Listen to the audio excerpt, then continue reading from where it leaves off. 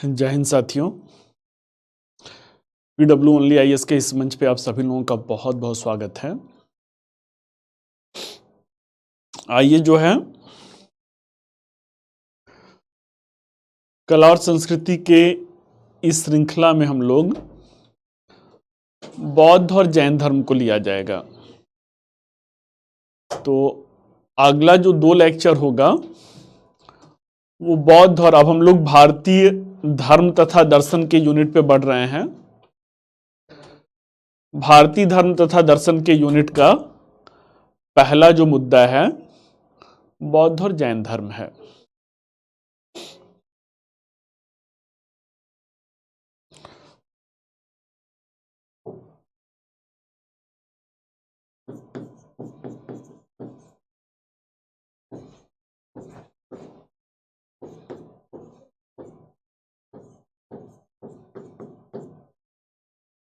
और इसमें क्या है,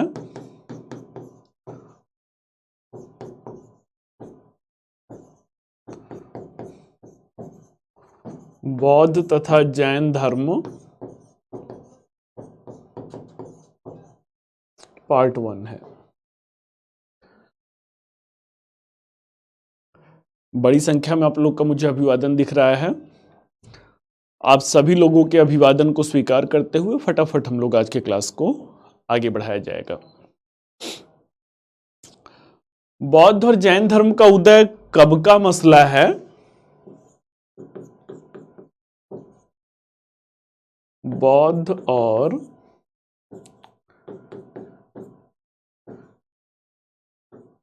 जैन धर्म का उदय ये कब का मसला है? तो ये 6ठी शताब्दी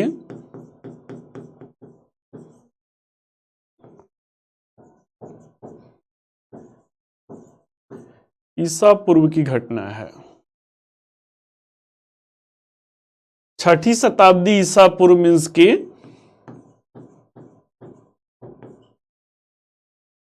600 BC ऑनवर्ड्स।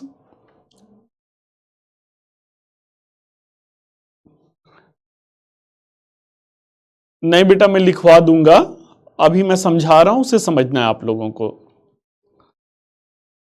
अगर आदत है मेरे साथ साथ बनाने की तो बनाते चलिए। आधुनिक चित्रकला का नोट्स लिखवाना है क्या? अभी एक बार बता दीजिए, अगर आधुनिक चित्रकला का नोट्स लिखवाना है तो 5-10 मिनट का बस काम है, उसे पहले कर लेते हैं, फिर उसके बाद यहां पर आते हैं।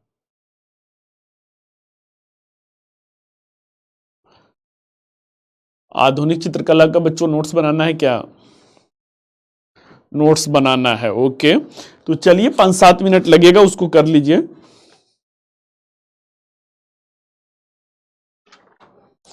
लिखिए,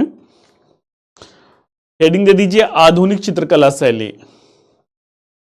आधुनिक चित्रकला शैली लिखिए। आधुनिक भारत में ब्रिटिश शासन के अंतर्गत east India company,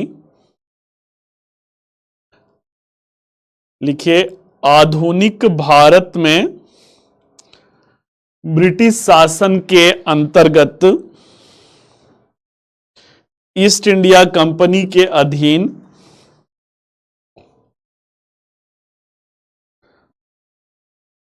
east India company के अधीन आधुनिक चित्रकला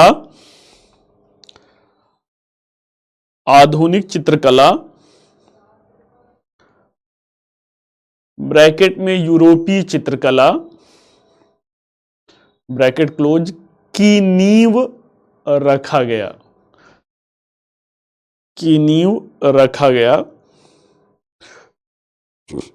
जिसे कंपनी चित्रकला शैली भी कहा जाता है। जिसे कंपनी चित्रकला शैली भी कहा जाता है।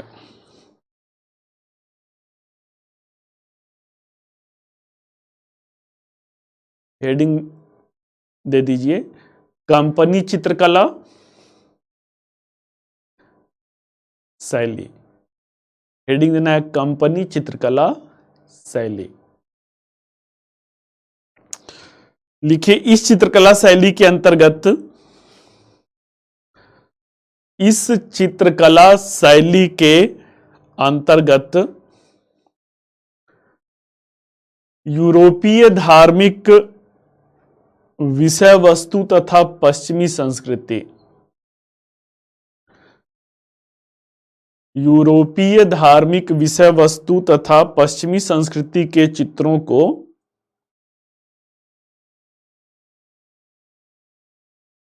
यूरोपीय धार्मिक विषय वस्तु तथा पश्चिमी संस्कृति के चित्रों को प्रमुखता से उभारा गया है, प्रमुखता से उभारा गया है। जैसे कि ईसा मसीह के, जैसे कि ईसा मसीह के जीवन से जुड़ी घटनाओं के चित्र, ईसा मसीह के जीवन से जुड़े घटनाओं के चित्र, कौमा यूरोपीय सांस्कृतिक परंपरा और भवनों के चित्र, यूरोपीय सांस्कृतिक परंपरा और भवनों के चित्र प्रमुख हैं, भवनों के चित्र प्रमुख हैं। नेक्स्ट है कंपनी चित्रकला शैली के, कंपनी चित्रकला शैली के अंतर्गत पटना और, कंपनी चित्रकला शैली के अंतर्गत पटना और कासिम बाजार, पटना और कासिम बाजार दो प्रमुख चित्रकला केंद्र थे।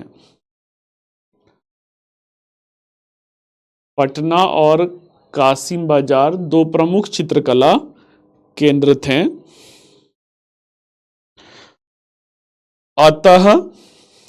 अतः इसे पटना या कासिम बाजार चित्रकला के नाम से भी जाना जाता है। अतः इसे पटना या कासिम बाजार चित्रकला के नाम से भी जाना जाता है।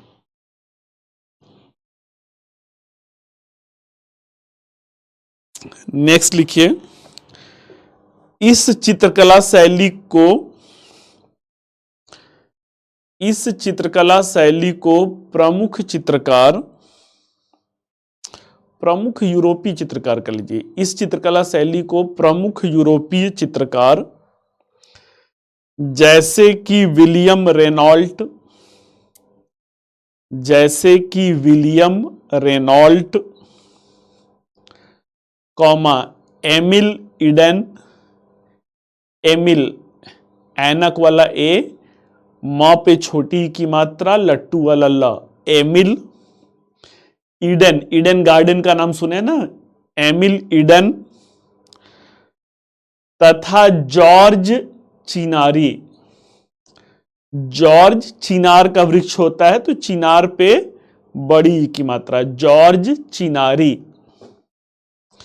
ने उभारा, ने उभारा तथा अमृता शेरगिल जैसी भारतीय चित्रकार, तथा अमृता शेरगिल जैसी भारतीय चित्रकार भी इस चित्रकला शैली से जुड़ी, इस चित्रकला शैली से जुड़ी।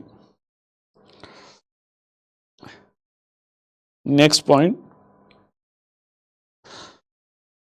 स्वदेशी आंदोलन के दौरान भारत में, स्वदेशी आंदोलन के दौरान भारत में राष्ट्रवाद की एक नवीन लहर अंगड़ाई ले रही थी। स्वदेशी आंदोलन के दौरान भारत में राष्ट्रवाद की एक नवीन लहर अंगड़ाई ले रही थी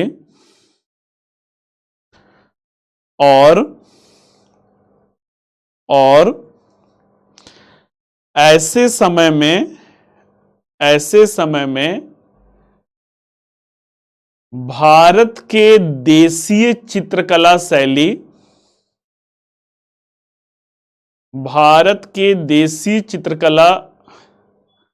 शैली का उद्भव और विकास हुआ। देशी चित्रकला शैली को बढ़ावा, उद्भव विकास कट कर दीजिए, देशी चित्रकला शैली को बढ़ावा मिला।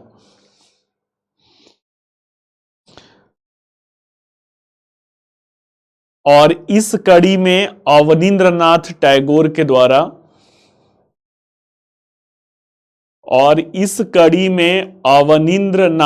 टैगोर के द्वारा बनाई गई भारत माता की पेंटिंग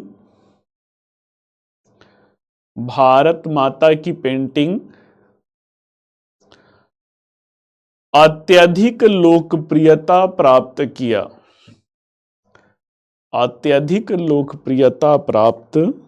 किया। Full stop. अवनींद्रनाथ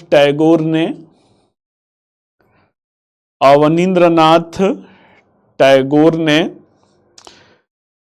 देसी संस्कृति से जुड़े चित्रों को प्राथमिकता दिया।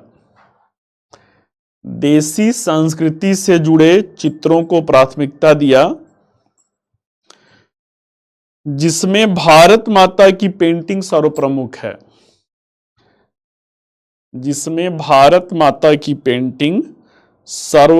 है।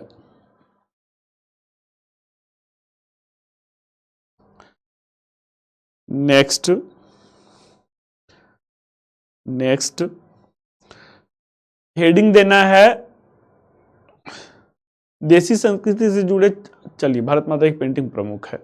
हेडिंग दे दीजिए भारतीय चित्रकला पर यूरोपीय प्रभाव।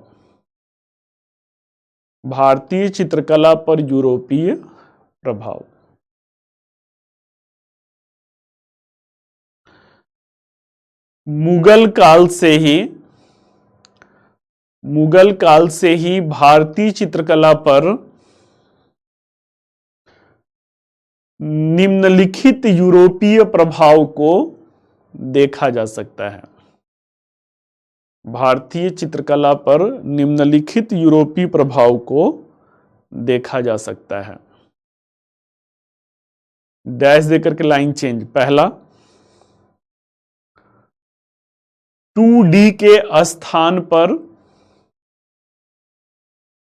2D, 2 डायमेंशनल मतलब 2D के स्थान पर 3D चित्रकला को 2D के स्थान पे 3D चित्रकला को अत्यधिक प्राथमिकता दिया जाना। 3D चित्रकला को अत्यधिक प्राथमिकता दिया जाना। नेक्स्ट, लाइन चेंज करके 1 2 3 में लिखिएगा। नेक्स्ट, तैलीय चित्रकला, तेल होता है ना, तैलीय चित्रकला, ब्रैकेट में ऑयल पेंटिंग। नेक्स्ट, जल रंगों का प्रयोग। नेक्स्ट, प्रकाश और छायांकन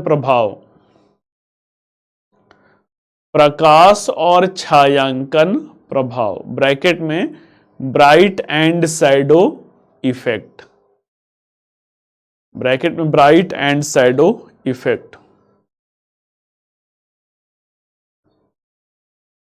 कंक्लूड कीजिए। लिखिए, इन प्रभावों के अंतर्गत भारतीय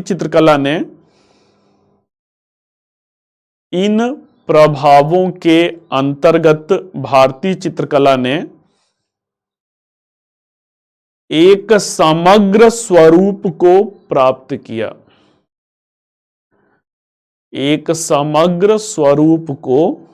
प्राप्त किया तथा वैश्विक चित्रकला में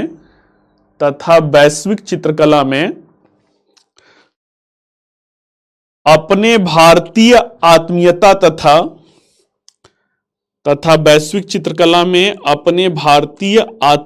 तथा मध्यकाल के फारसी और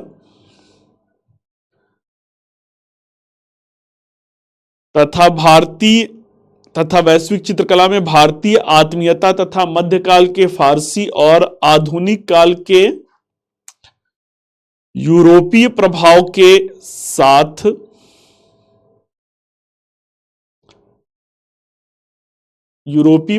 के साथ एक समग्र और विशिष्ट पहचान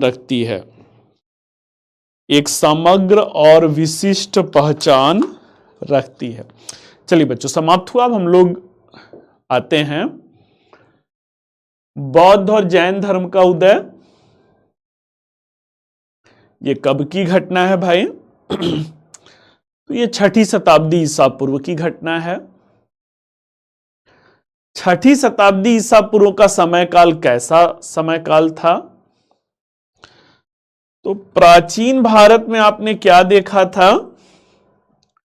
प्राचीन भारत में आप लोगों ने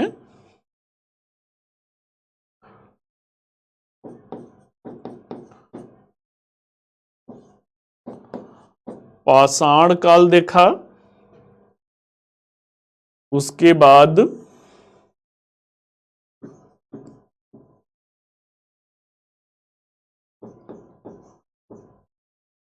सिंधु घाटी सभ्यता देखा था, उसके बाद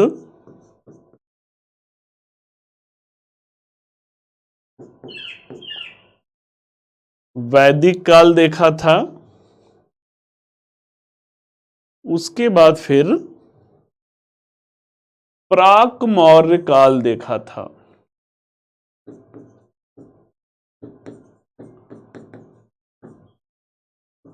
प्राक मौर्य काल देखा था। अब अगर देखा जाए तो जो सिंधु घाटी सभ्यता रहता है, ये क्या रहता है? ये प्रथम नगरीकरण का उदाहरण रहता है।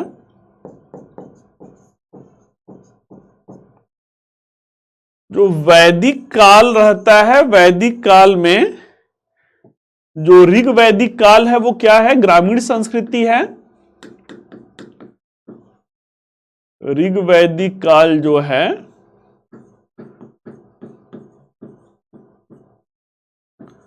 ग्रामीण संस्कृति है। अब ऋग्वैदिक काल जो है, ऋग्वेद में जो कबीला था, कबीले को क्या कहते थे भाई? कबीले को जन कहते थे। उत्तर वेद काल में, उत्तर वैदिक जो काल है,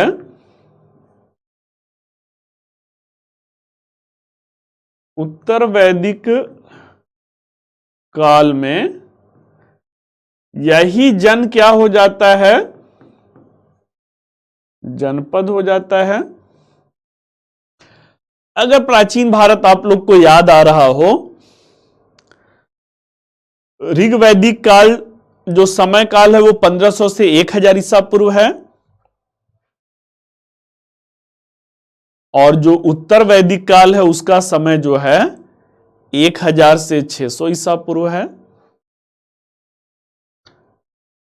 उसका समय काल 1000 से 600 ईसा पूर्व है।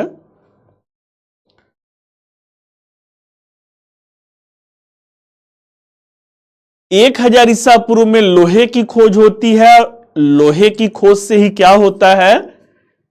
ये ऋग वैदिक काल जो कबीले जो घुमंतू जीवन जीते थे, अब यह अस्थाई जीवन जीना शुरू किए, खेती की शुरुआत हुआ।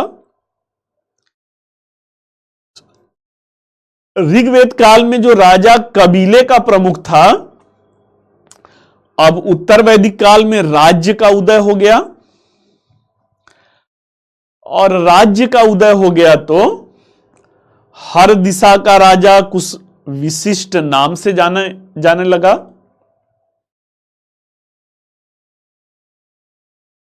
तो इस तरीके से क्या होता है, इस तरीके से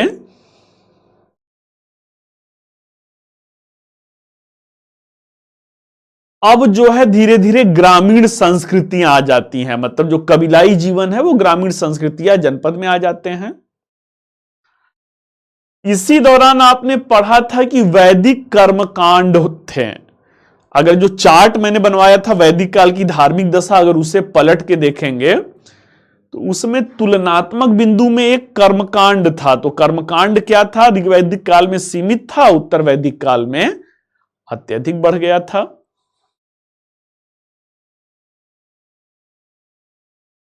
अब भाई क्या होता है, लोहे की खोज से अस्थाई जीवन जीते हैं। अस्थाई जीवन से क्या होता है, खेती होता है। खेती में अधिशेष उत्पादन, आवश्यकता से अधिक उत्पादन होता है। आवश्यकता से अधिक उत्पादन होने पर व्यापार वाणिज्य को बढ़ावा मिलता है। व्यापार वाणिज्य को बढ़ावा मिलने से अब क्या होता है, प्राक मौर्य काल में भाई यहां पर ऋग्वैदिक काल में कबीले जन थे, उत्तर वैदिक काल में जनपद हुए हैं। अब यही व्यापार वाणिज्य को बढ़ावा मिलने से यहां पर षोडश महाजनपद आ गए भाई। षोडश महाजनपद आ गए, और षोडश महाजनपद आपने प्राचीन काल में ही कर लिया था। इसी प्राक मौर्य काल में क्या होता है, इसी प्राक मौर्य काल में बौद्ध और जैन धर्म का उदय होता है। अब मुद्दे की बात क्या है, मुद्दे की बात यह है कि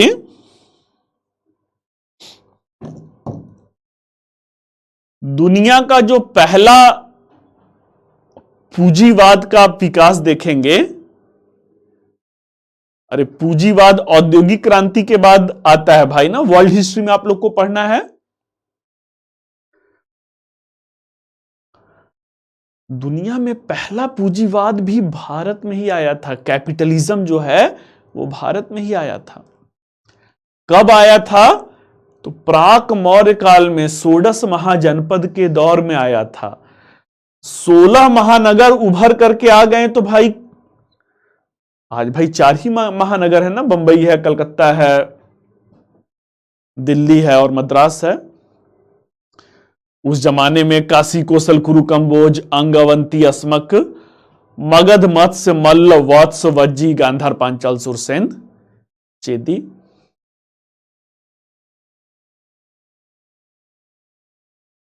अब जब षोडश महाजनपद उभर करके आते हैं तो यहीं से क्या होता है, यहीं से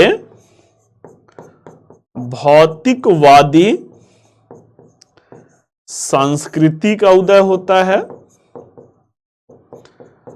और इस भौतिकवादी संस्कृति, अब कान खोल के सुनिएगा, केवल बौद्ध और जैन धर्म ही नहीं उभरते हैं, लगभग 62 भौतिकवादी संप्रदाय उभरते हैं।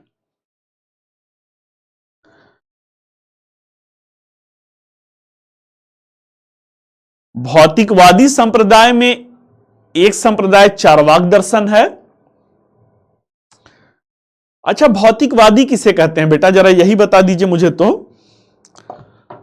भौतिकवादी हम किसे कहेंगे, भौतिकवादी संस्कृति अगर मुझे कहना है तो पश्चिमी संस्कृति को भौतिकवादी संस्कृति कहते हैं।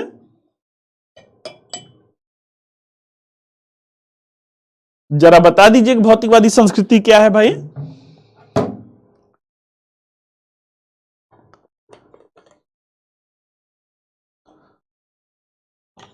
बताइए फटाफट ना, तुरंत आपको बौद्ध और जैन धर्म ना इतना अच्छा कॉन्सेप्ट के साथ शुरू किया जाएगा कि भूलेगा नहीं।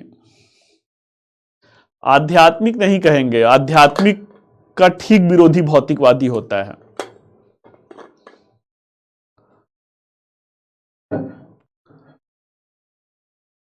जो ज्यादा से ज्यादा संसाधनों का उपयोग करते हैं, मतलब परलोक के बारे में नहीं सोचना है।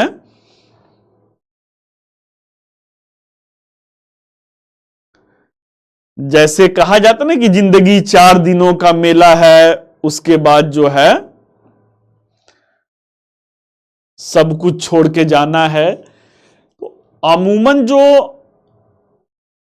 पारलौकिक दर्शन है ना, पारलौकिक दर्शन यह कहता है कि मृत्यु हुई जीवन का एकमात्र सत्य है, फिर उसके बाद परलोक में जाना है। एक निराशावादी है कि इस दुनिया में हम जो आए हैं ये छद्म है, मरना सबको है, जाना कहीं दूसरे जगह स्वर्ग नरक में जाना है, लाइक दैट एंड दैट। यह लोक की जगह परलोक पे बहुत ज्यादा बात कर रहे हैं। भौतिकवादी जो दर्शन है, भौतिकवादी दर्शन कहता है कि जिस लोक को हम देखे ही नहीं है भाई, परलोक मतलब कि कहां मरने के बाद आदमी कहां जाता है, उसको किसने देखा है। तो भौतिकवादी दर्शन कहता है कि जीना यहां, वो ये नहीं कहता है 4 दिनों का जिंदगी, 4 दिनों का मेला, अरे भैया 4 दिनों का, वो ये नहीं कहते हैं। वो कहते हैं जीना यहां, मरना यहां, इसके सिवा जाना कहां। मतलब इस दुनिया में आए हैं तो इस दुनिया के बारे में बात करेंगे। इस दुनिया की जो चीजें दिख रही हैं उसको वास्तविक सच्चाई मानेंगे। और इस तरीके से क्या है, जब इस दुनिया में आए हैं, जीना यहां मरना यहां, तो जिंदगी को कैसे जीना है, जिंदगी को जीने के कई मार्ग बताए गए। उसी में एक चार्वाक दर्शन है। चार्वाक दर्शन कहता है कि भाई कैसे जीना है। पहला, दुनिया का पहला, मैं कह रहा हूं ना, कैपिटलिज्म पूंजीवाद भी भारत में ही आया था। 16 महाजनपद, 16 महानगर है। चार्वाक दर्शन कह रहा है यावत जीवेत सुखम जीवेत, ऋणम कृत्वा घृतम पीवेत। जब तक जीना है सुखी पूर्वक जीना है, अगर पैसा नहीं है तो उधारी लेना है, मतलब ऋण लेना है। यावत जीवेत सुखम जीवेत, जब तक जीना है सुख पूर्वक जीना है। पैसा नहीं है तो चिंता मत कीजिए, ऋणम कृत्वा मतलब लोगों से उधार लीजिए, घृतम पीवेत का मतलब है मौज मस्ती से जिंदगी को जीजिए।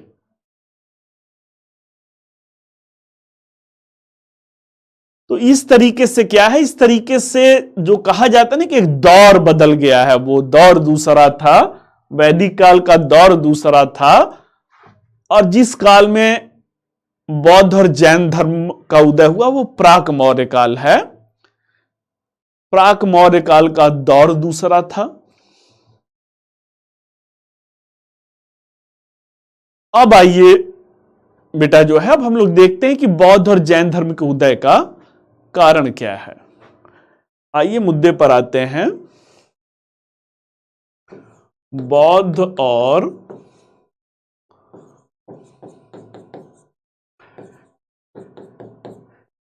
जैन धर्म के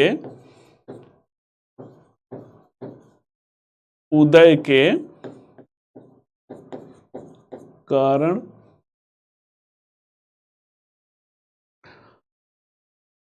ये मेंस में प्रश्न भी पूछ सकता है आप लोगों से।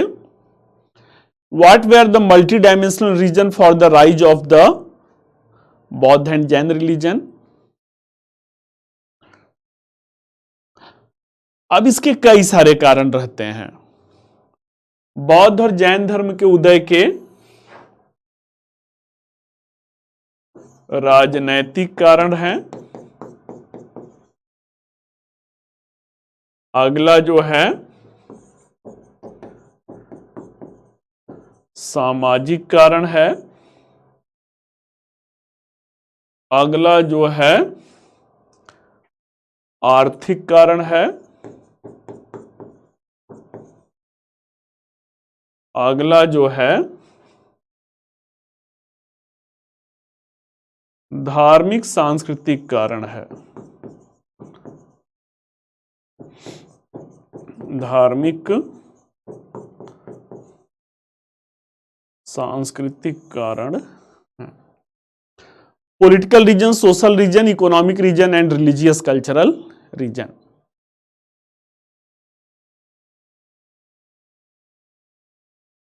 तो इस तरीके से एक एक पहलू को हम लोग देखा जाएगा कि 6ठी शताब्दी ईसा पूर्व में बौद्ध और जैन धर्म का उदय क्यों होता है। आइए जो देखते हैं राजनैतिक कारण क्या था। राजनैतिक कारण क्या था।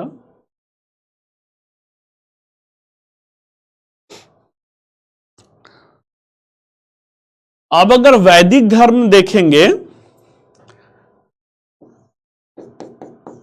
तो वैदिक धर्म में क्या था भाई। वैदिक धर्म में चतुर्वर्ण व्यवस्था रहता है। चतुर्वर्ण व्यवस्था रहता है। इस चतुर्वर्ण व्यवस्था में कौन है, तो 4 वर्ण हैं। ब्राह्मण वर्ण, क्षत्रिय वर्ण, वैश्य और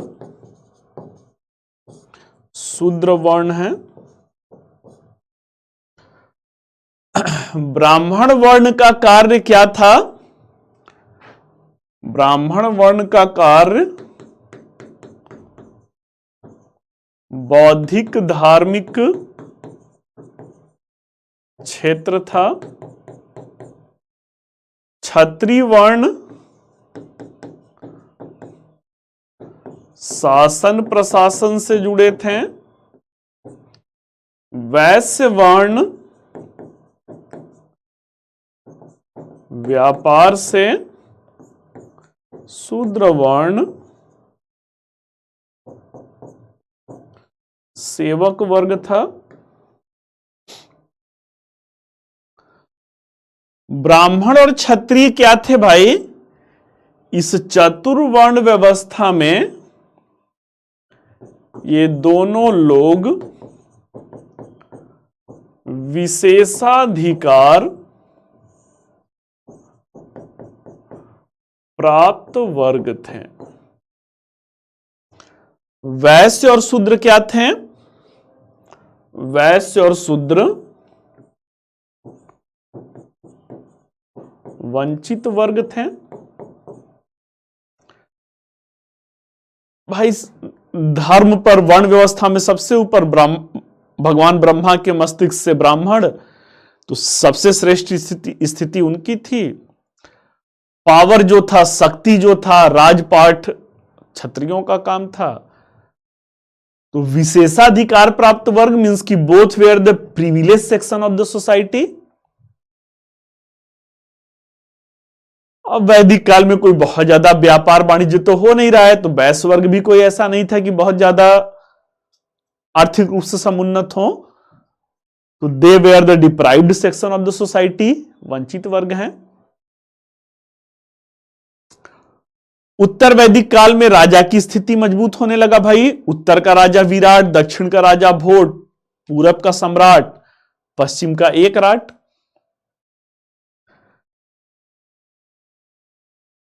अब क्या होता है, 16 महाजनपद आ जाते हैं। 16 साम्राज्यवादी जनपद आते हैं।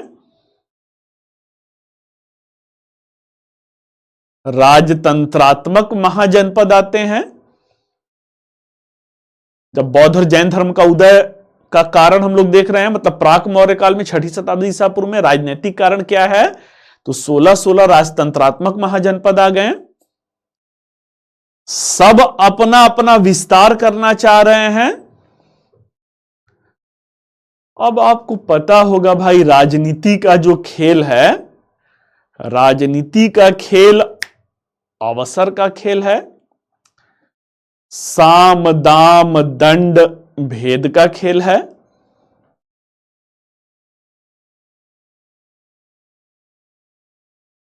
इसमें क्या है, इसमें ब्राह्मण वर्ग जो है राजाओं के मार्ग में बाधा बन रहे थे। किस रूप में भाई? युद्ध लड़ना है तो शुभ मुहूर्त हम बताएंगे। अगर युद्ध को जीतना है तो मुहूर्त के हिसाब से भाई लड़ेंगे तब जीतेंगे। युद्ध को जीतना है तो पहले उसके लिए अनुष्ठान हो जाए, यज्ञ हो जाए। अब राजकीय अनुष्ठान कोई प्राइवेट लोग का तो अनुष्ठान था नहीं, राजकीय अनुष्ठान में बहुत ज्यादा महीनों तक वो अनुष्ठान चलते थे, बहुत ज्यादा खर्च आता था। राजा को क्या लगता है, ये विशेषाधिकार प्राप्त वर्ग में क्या होता है, विशेषाधिकार प्राप्त वर्ग में आगे चल करके मतभेद उभर करके आते हैं।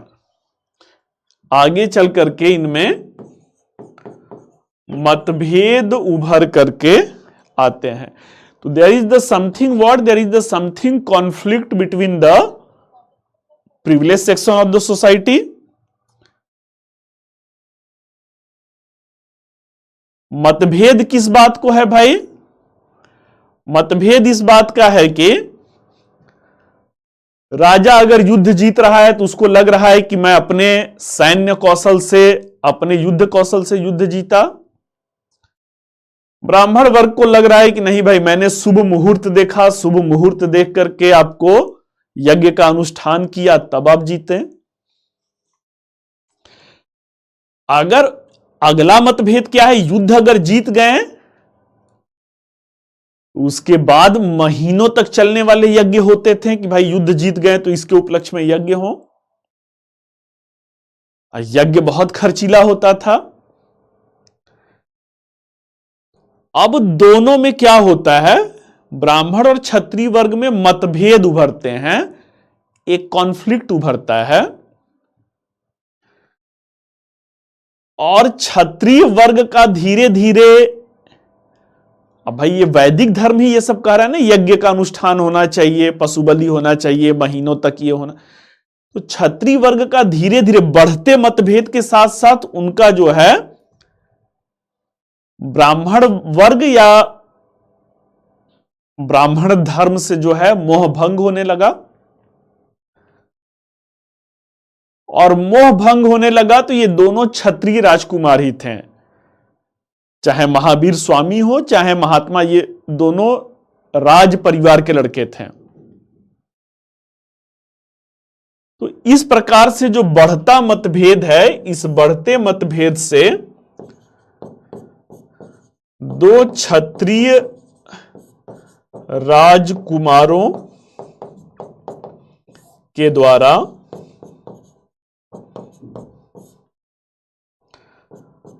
दो नवीन धर्म की आधारशिला रखी गई।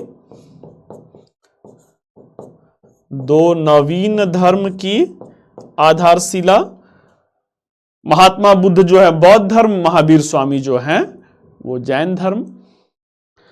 बौद्ध और जैन धर्म के उदय का राजनैतिक कारण क्या है? तो राजनीति से जुड़ा हुआ मुद्दा होगा। राजनीति से जुड़ा हुआ मुद्दा क्या है? राजनैतिक वर्ग क्षत्रिय वर्ग है, क्षत्रिय वर्ग और ब्राह्मण वर्ग में मतभेद बढ़ गया। मतभेद जब बढ़ने लगा तो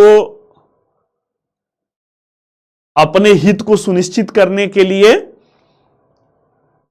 ब्राह्मण धर्म से मोहभंग हुआ और दो क्षत्रिय परिवार के दो लड़कों के द्वारा दो नवीन धर्म रखा गया। कोई डाउट बेटा नहीं होना चाहिए, अगर है तो पूछ सकते हैं। आगे बढ़ते हैं, सामाजिक कारण।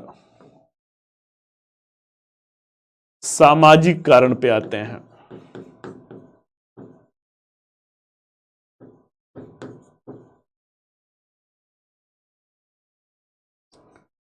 सामाजिक कारक क्या है?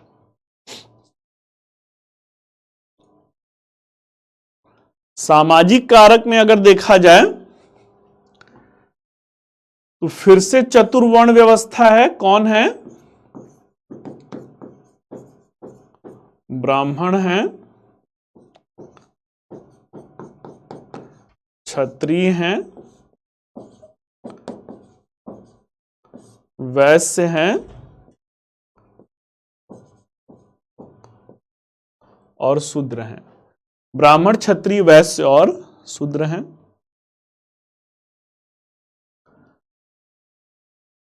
अभी आपने देखा कि इन दो वर्ग की क्या स्थिति है?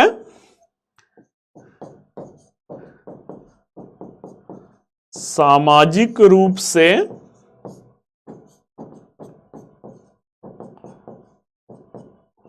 वंचित वर्ग हैं।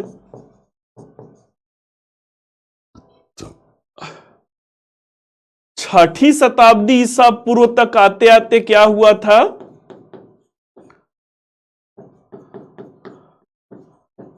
आते आते भाई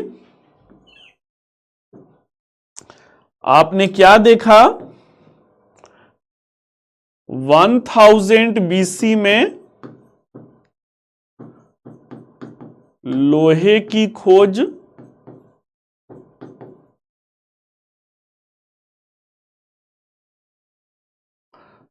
लोहे की खोज से क्या होता है? घुमंतु वैदिक जीवन अब क्या होता है?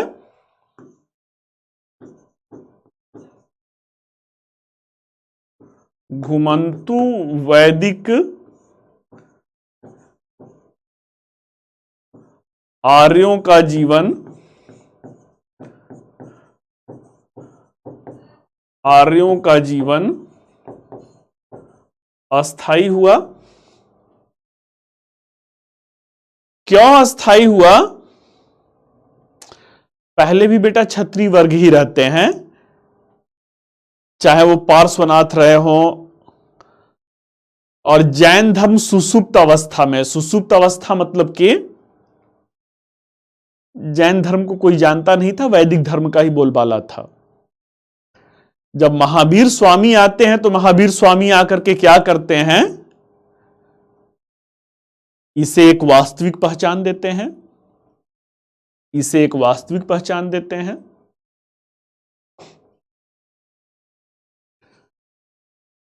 चलिए भाई, तो घुमंतु वैदिक आर्यों का जीवन अस्थाई हो गया। क्यों? क्योंकि लोहे की खोज से कृषि जो है प्राथमिक पेशा, ये सब हो चुका है। कृषि प्राथमिक पेशा हुआ था। कृषि जो प्राथमिक पेशा था, कृषि क्षेत्र में क्या था? अधिशेष उत्पादन हो रहा है। अधिशेष उत्पादन का मतलब होता है जितनी आवश्यकता है उससे ज्यादा उत्पादन हो रहा है, जितनी आवश्यकता है उससे ज्यादा उत्पादन हो रहा है।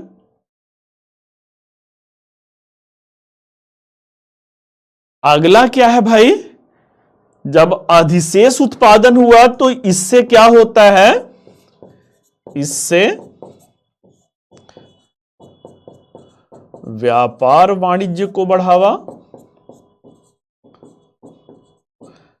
व्यापार वाणिज्य को बढ़ावा मिलने से क्या होता है? व्यापार वाणिज्य को बढ़ावा मिलने से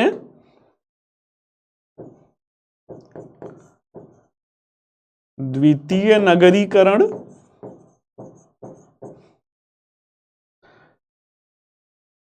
द्वितीय नगरीकरण से क्या होता है? अरे द्वितीय नगरीकरण में 16 महाजनपद आ गया भाई ना, व्यापार वाणिज्य को बढ़ावा मिलने से 16 शहर आ गया। अब शहर बढ़ेगा तो किसकी स्थिति अच्छी होगी? द्वितीय नगरीकरण से वैश्य वर्ग की स्थिति समृद्ध हुआ। हर जमाने का बेटा एक ही कहानी रहा है, हर जमाने का एक ही कहानी रहा है। बाप बड़ा ना भैया, सबसे बड़ा रुपया। अरे भाई, मानव पाषाण काल में जी रहा था ना, पहला नगरीकरण सिंधु घाटी सभ्यता में हुआ। सिंधु घाटी सभ्यता में नगर दो रूप में दिखता है। जब पहली बार मानव सभ्य हुआ भारत में, तो आप क्या देख रहे हैं, पूरे दुनिया के इतिहास में देखेंगे, नगर दो भाग में बट गए, ऊपरी गढ़ी और निचली गढ़ी। ऊपरी गढ़ी में कौन है? ऊपरी गढ़ी में जो पैसे वाले लोग हैं, संभ्रांत लोग हैं, वो लोग रह रहे हैं। निचली गढ़ी में जिसके पास जो ठन गोपाल हैं, वो निचली गढ़ी में रह रहे हैं। तो बेटा सभ्यता की तो कहानी ही उसी से शुरू, मानव सभ्य हुआ तो उसकी कहानी ही किस बात की है? सभ्य होने के साथ ही कहानी ही बस इसी बात की है, बाप बड़ा ना भैया, सबसे बड़ा रुपया।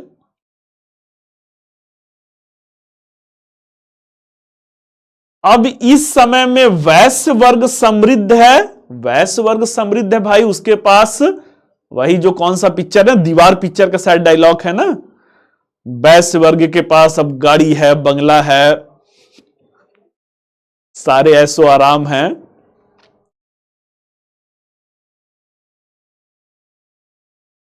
वैश्य वर्ग का इस वैदिक धर्म से मोह भंग हो जाता है। वैश्य वर्ग जब समृद्ध होता है तो इनका क्या होता है?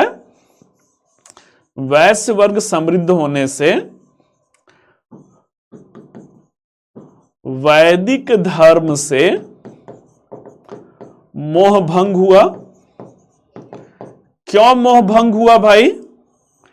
क्योंकि ये पैसे से सबसे समृद्ध हैं, लेकिन किस नंबर पे हैं? वर्ण व्यवस्था में ये तीसरे नंबर पे हैं। ये कुछ ऐसे धर्म की तरफ देख रहे थे जहां पे इनको समानता मिले, मतलब वो तीसरे पावदान पर ना हो, मतलब ऐसा धर्म चाहते थे जिसमें ऐसे बंटवारा ना हो कि ये श्रेष्ठ हैं फिर इसके बाद ये हैं।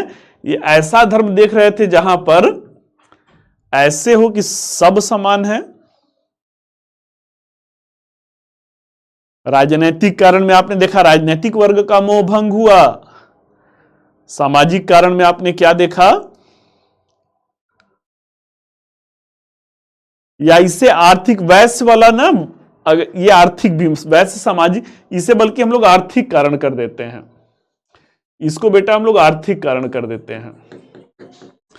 सामाजिक में मैं इनकी कहानी सुना दे रहा हूं, शूद्र और महिलाओं की सुना दे रहा हूं, इसको आर्थिक कारण कर लीजिए, क्योंकि वो बाप बड़ा ना भैया सबसे बड़ा रुपया, मतलब आर्थिक वाला कुछ है। इनका वैदिक धर्म से मोह भंग होता है। ये कुछ ऐसे धर्म की तरफ देख रहे हैं, कोई ऐसा धर्म, काश ऐसा कोई धर्म है जहां पे इनको समानता का दर्जा मिले। बौद्ध और जैन धर्म समानता लाता है। समानता से ये क्या होते हैं? वैश्य वर्ग बौद्ध और जैन धर्म की तरफ झुक जाता है। वो तीसरे नंबर पे नहीं है, अब सब समान है। आगे बढ़ते हैं भाई, आगे देखते हैं कि सामाजिक कारण क्या है। सामाजिक कारक क्या है? वैदिक धर्म में क्या है?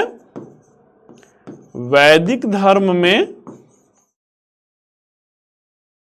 महिलाओं की पतनशील स्थिति है। महिलाओं की पतनशील स्थिति है। ये पतनशील स्थिति कब से है?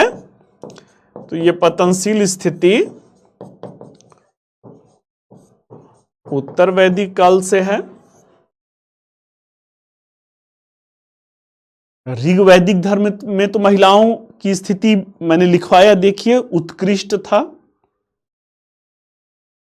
महिलाओं को शिक्षा का अधिकार, उपनयन संस्कार का अधिकार था।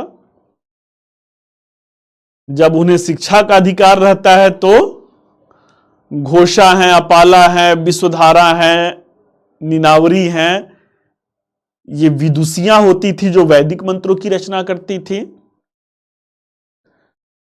ऋग वैदिक काल में वो अपने पति के साथ राजनैतिक संस्थाओं, सभा और समिति में भागीदारी करती थी।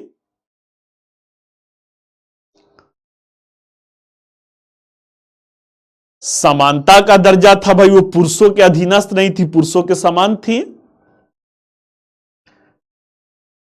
उत्तर वैदिक काल में उनका उपनयन संस्कार समाप्त हो जाता है, उत्तर वैदिक काल में सभा और समिति में उनकी भागीदारी समाप्त हो जाती है, बाल विवाह बहु विवाह शुरू हो जाता है। अब पतनशील स्थिति से महिलाओं में हताशा और निराशा है। अरे भाई, हर घर की महिलाओं की कहानी वो हो गई थी ना, ऐसा थोड़ी था किसी एक जाति विशेष की महिलाओं की स्थिति। मेल डोमिनेटिंग सोसाइटी है। अब महिलाओं की पतनशील स्थिति है भाई, तो महिलाओं में हताशा की स्थिति है। किस लिए? उन्हें कुछ ऐसा लग रहा था कि गुजरा हुआ जमाना आता नहीं दोबारा। ये सोच रही, काश वो दिन थे ऋग्वैदिक काल में कि हम समानता का दर्जा रखते थे। अब उत्तर वैदिक काल में स्थिति पतनशील हो गई है, गुजरा हुआ जमाना आता नहीं दोबारा। जैसे ही बौद्ध और जैन धर्म ने क्या किया, बौद्ध और जैन धर्म ने सामाजिक समानता दिया, सामाजिक समानता दिया। महिलाएं क्या होती हैं भाई? महिलाएं इस धर्म की तरफ आकर्षित हुई। इनको लगा कि फिर से हमारा वो दौर आ जाएगा और जो है अब पति के समान में समानता का दर्जा रहेगा, शिक्षा का अधिकार होगा, बौद्धिक गतिविधियों से जुड़ेंगी, राजनीतिक उसमें भागीदारी होगा। तो महिलाओं ने समर्थन दे दिया। भाई, कोई धर्म कब लोकप्रिय होगा? जब उसको ज्यादा से ज्यादा लोग समर्थन देंगे। राजनीतिक में क्षत्रिय वर्ग ने वो किया, वैश्य वर्ग ने भी समर्थन दे दिया। महिला में कोई एक वर्ग तो है नहीं भाई, महिलाओं ने समर्थन दे दिया। वैदिक धर्म में शूद्रों की क्या स्थिति है भाई? तो वैदिक धर्म में शूद्र वर्ग सबसे निचले पायदान पे थे, सबसे नीचे थे। और इनकी स्थिति क्या है? इनकी स्थिति दयनीय है। ये भी एक नवीन धर्म की तरफ देख रहे थे, जहां पे इनको समानता मिला। बौद्ध और जैन धर्म में समानता है, और इस समानता से क्या हुआ? शूद्र वर्ग ने भी समर्थन, तो सबने तो समर्थन दे दिया भाई, इसलिए इनका उदय हो गया। कहीं पे कोई डाउट है बेटा? आगे बढ़ते हैं। अब कहां पे आते हैं? तो अब धार्मिक सांस्कृतिक कारण पे आते हैं। धार्मिक सांस्कृतिक कारण।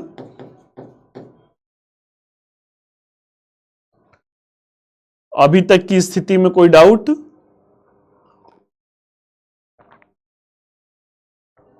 धार्मिक सांस्कृतिक की तरफ बढ़ा जाए।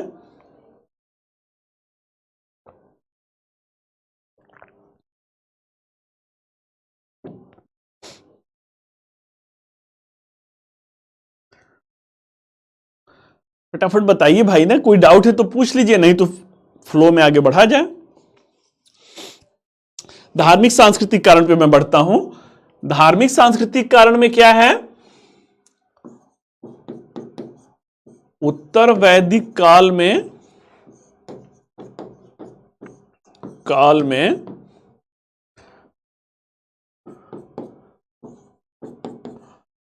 वैदिक धर्म में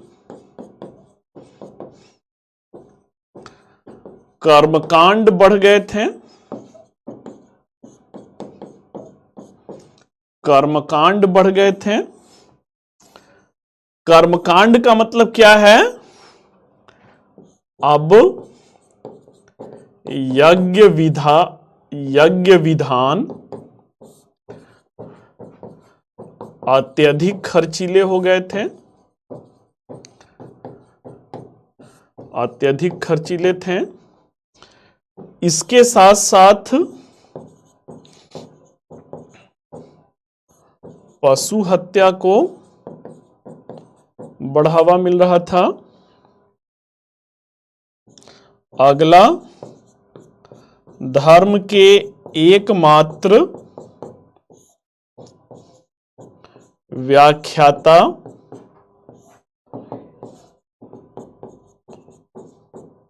ब्राह्मण वर्ग थे। अगला, धर्म का संपादन आम जनभाषा में न होकर, आम जनभाषा पाली प्राकृत में न होकर संस्कृत में हो रहा था। ये सारे धार्मिक सांस्कृतिक पहलू रहते हैं। अब भाई अगर अभी कोई कह दे छोटा मोटा, जैसे धर्म तो भाई आस्था का मुद्दा है ना, आस्था का मुद्दा है भाई, जिसकी जैसी भावना है उस हिसाब से वो पूजा पाठ पे खर्चा कर लिया। कहा गया भाई अगर आप मान लीजिए छात्र हैं, पैसा नहीं है, महाशिवरात्रि आने वाला है, धर्म आस्था का मुद्दा है, मंदिर में गए, जाके भगवान को प्रणाम कर लिए, आपके लिए वही धर्म है। जिनके पास है वो गए दूध चढ़ाएं, बेलपत्र चढ़ाएं, उनके लिए वो आस्था है। जिनको भगवान ने बहुत दिया है, पूजा पाठ करके बाहर 100-200 को खिला पिला दिए, उनके लिए तो ये आस्था का मुद्दा है ना, this is the matter of the belief ना। परंतु अगर उसमें प्री कंडीशन लग जाए कि नहीं भाई अगर ये पूजा पाठ करना है तो इतना खर्च करना ही होगा, तो आम जनता के लिए तो ये क्या हो जाएगा, आम जनता के लिए ये अत्यधिक जो है कष्टदायक हो जाएगा। एक कहने का मतलब है कि मान लीजिए भाई भगवान शिव घर में भी हैं, भगवान शिव जो है केदारनाथ बद्रीनाथ में भी हैं। भक्ति की भावना क्या कहती है, भक्ति की भावना कहती है मन चंगा तो कठौती में गंगा।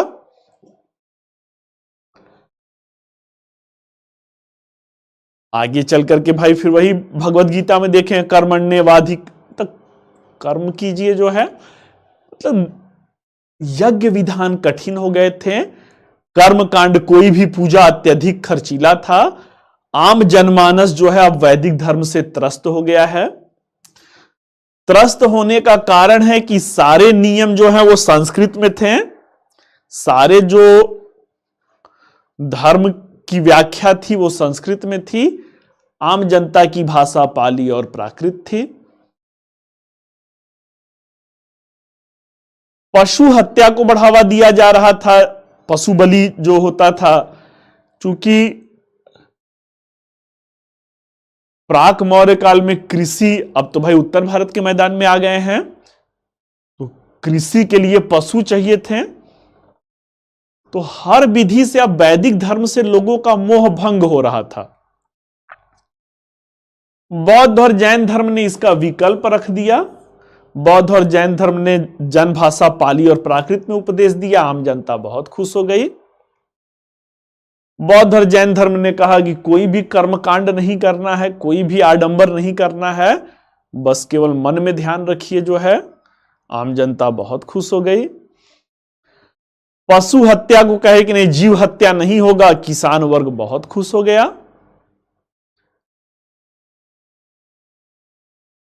और धर्म का व्याख्याता कोई, चूंकि भाई जाति प्रथा है ही नहीं, तो कोई भी व्यक्ति जो बौद्धिक रूप से श्रेष्ठ होगा वो धर्म की व्याख्या कर देगा।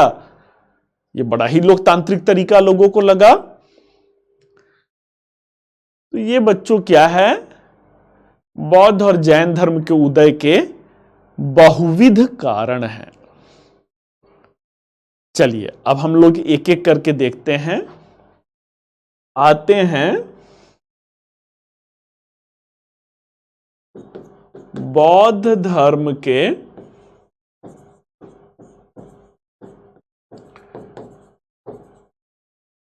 प्रमुख सिद्धांत और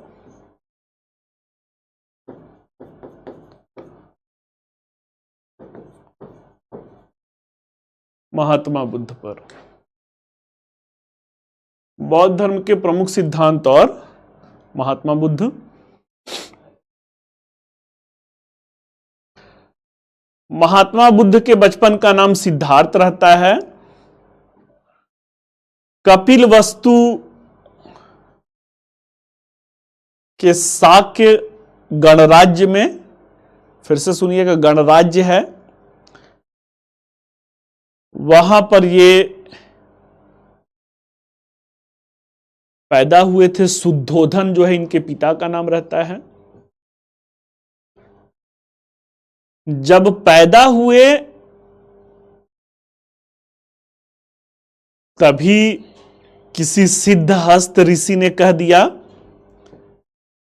कि आपका बेटा जो है आगे चल करके सांसारिक जीवन से वैराग्य ले लेगा। पिता जो रहते हैं बड़े चिंतित होते हैं कि एक ही बेटा, तो इस राजपाट को कौन संभालेगा भाई अगर ये वैराग्य जीवन ले लेगा तो। माता का निधन इनके बचपन में ही हो गया था महात्मा बुद्ध के। तो माता जो है महामाया रहती हैं। इनकी मौसी प्रजापति गौतमी ने जो है इनका पालन पोषण किया। पिता की चिंता दिनों दिन बढ़ती जा रही थी कि बेटा जो है संन्यास ले लेगा। वो सोचते हैं कि संन्यास तब लेगा ना जब जिंदगी के दुखों को देखेगा। ऋषि मनीषी साधु संत कौन बनता है भाई? साधु संत तो वही बनते हैं ना जो जीवन में बहुत ठोकर खाए रहते हैं। जिसका जीवन सुखमय रहेगा वो सांसारिक जीवन को छोड़ के क्यों जाएगा भाई? हर साधु संत के पीछे की कोई न कोई कहानी रही होगी, या अधिकांश के पीछे की। तो इनके पिता क्या करते हैं? इनके पिता कहते हैं कि मेरा बेटा जीवन में कोई कष्ट देखेगा ही नहीं। अब एक अलग महल ही बनवाया जाता है। उस महल में सारे सुख सुविधाओं को रखा जाता है। सांसारिक जीवन में इनका मन रम सके, कभी कोई ख्यालात ही सन्यास का या अध्यात्म का ना आए, इसलिए इनका बचपन में विवाह भी कर दिया गया।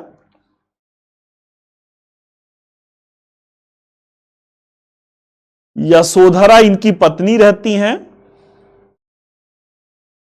धीरे धीरे दिन बीतते गए, महीने बीतते गए, साल बीतते गए।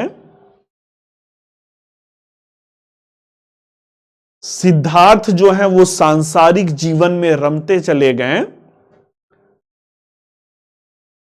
और इन्हें एक पुत्र की प्राप्ति हुई। पुत्र का नाम राहुल था। फिर समय बीतता गया और समय बीतने के साथ जो इनके पिता शुद्धोधन थे, जब देखे कि भाई सांसारिक जीवन में रम गया, वो भूल गए उस बात को कि किसी साधु सन्यासी ने इसके जन्म के समय ये बात कहा था कि ये सांसारिक जीवन से विरक्त होकर के कोई बड़े जो है धर्म के मार्ग पे चलेंगे। वो भूल गए इस बात को। और वक्त गुजरते गुजरते सिद्धार्थ अपने जीवन के 29वें पड़ाव पे आ गए। 29 वर्ष के हो गए। और अभी मैंने कहा भाई सांसारिक जीवन में रम चुके थे, बच्चा भी हो गया था, अपना जीवन सुखमय जीवन जी रहे थे। 29 वर्ष की आयु में एक दिन ये इच्छा व्यक्त करते हैं कि पिताजी मैं नगर भ्रमण, ये भी नहीं कहते हैं कि मैं गांव भ्रमण करना चाहता हूं, जंगल भ्रमण करना चाहता हूं, शिकार करना, वो कहते हैं मैं नगर घूमना चाहता हूं, ये हमारा नगर कैसा है। पिता को भी लगता है भाई कि 29 वर्ष का लड़का हो चुका है, अब अगर नगर नहीं देखेगा तो कल राजा बनेगा तो जिम्मेदारियों को कैसे समझेगा। पिता ने भी सहर्ष अनुमति दे दिया कि जाओ घूम के आओ। नगर भ्रमण पे जाते हैं, उसी दिन अनेकों अनेक घटनाएं इनके साथ होती हैं। एक मृत व्यक्ति को देखते हैं, उस मृत व्यक्ति के पीछे लोग विलाप मतलब रोते हुए जा रहे थे। वो सारथी से तमाम तरीके के प्रश्न पूछते जाते हैं। इन प्रश्नों में सारथी कहता है भाई ये मर, मतलब वो पूछते हैं लोग क्यों रो रहे हैं, तो कहते हैं कि वो जो सामने लेटा हुआ व्यक्ति जिसको लेके जा रहे हैं वो मर गया है। पूछते हैं क्यों मर गया है, तो सारथी कहता है मृत्यु ही जीवन का एकमात्र सत्य है। ये पूछते हैं क्या हमें भी एक दिन हम भी मर जाएंगे, तुम भी मर जाओगे। सारथी बड़ा ही निश्चल तरीके से जवाब देता जाता है। बूढ़े व्यक्ति को देखते हैं, उसका जर्जर शरीर देख करके व्याकुल होते हैं कि ये इतना जीर्ण शीर्ण क्यों है, और उसी तरीके से उनका मन व्याकुल होता है और सारथी को कहते हैं कि रथ जो है महल की तरफ लेके चलो। आते हैं, कई दिन अंतर्द्वंद में बीत जाते हैं, मतलब मन के अंदर एक होता है ना, मन के अंदर ही एक तूफान खड़ा होता है। कई दिन अंतर्द्वंद में बीत जाते हैं कि सबको बूढ़ा होना है, सबको एक दिन मर जाना है, इस दुनिया में क्यों आए हैं, इस जीवन का क्या लक्ष्य है। और इसी अंतर्द्वंद में एक दिन ये इस निर्णय पे पहुंचते हैं कि जब मरना ही एकमात्र सत्य है तो इस जीवन का असल उद्देश्य क्या है, मैं उसे जानना चाहूंगा, उसे प्राप्त करूंगा। रात्रि का समय रहता है, पूरा महल सो रहा होता है, इनकी पत्नी और इनके बच्चे भी इन्हीं के साथ सो रहे होते हैं। सहसा उठते हैं और उठने के साथ जो है अपनी पत्नी और बच्चों को एकटक देखते हैं, देखने के साथ ही भावुक होते हैं। सब सो रहे थे भाई, भावुक होते हैं, अपने सोती हुई पत्नी के पैर को छूते हैं, उनसे क्षमा मांगते हैं कि इस जीवन का साथ यहीं तक रहा। उसके बाद अपने पुत्र की तरफ देखते हैं, पुत्र के पैरों को छूते हैं, छू करके उनसे भी क्षमा मांगते हैं और कहते हैं कि पिता का दायित्व अब आगे के जीवन में मैं तुम्हारे साथ नहीं निभा पाऊंगा। फिर अपने पिता के शयन कक्ष में जाते हैं, पिता भी सो रहे होते हैं। पिता के चरण को स्पर्श करते हैं और उनसे भी क्षमा मांगते हैं कि आपका सपना था कि मैं राजकीय दायित्व को निभाऊं, राजकार्य में करूं। और उनसे भी कहते हैं इस जीवन का साथ यहीं तक रहा। उसके बाद निकलते हैं और सारथी जो है इनको नगर से बाहर लेकर के जाता है। नगर के बाहर जाकर के जो भी इनके राजकीय पोशाक और जो भी आभूषण रहते हैं उसे उतार करके सारथी को देते हैं और सारथी को सख्त निर्देश देते हैं कि तुम सीधे महल में जाओगे। और कहते हैं कोई पूछेगा तो बोल देना कि अब मैं सांसारिक जीवन छोड़ दिया और सांसारिक जीवन के नाते अब मेरा किसी से कोई नाता नहीं रहा। इस प्रकार 29 वर्ष की अवस्था में सिद्धार्थ जो राजकुमार थे उन्होंने गृह त्याग किया और ज्ञान की खोज में ये भटकते रहे।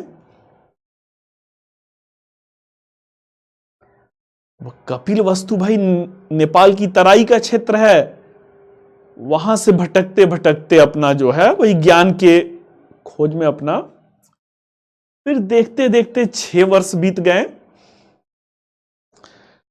35 वर्ष की अवस्था में आज का जो बिहार का गया है,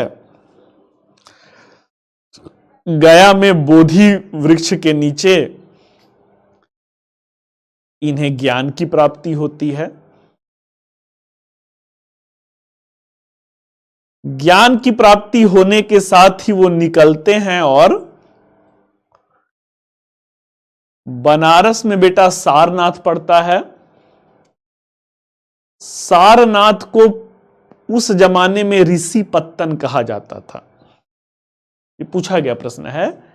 ऋषि पत्तन पहुंचते हैं। ऋषि पत्तन पहुंच करके ये प्रथम उपदेश देते हैं। तो ज्ञान प्राप्ति के बाद जो पहला इनका पब्लिक इंटरेक्शन होता है, it was in Kashi Mahajanapada and the particular location was the Rishi पत्तन।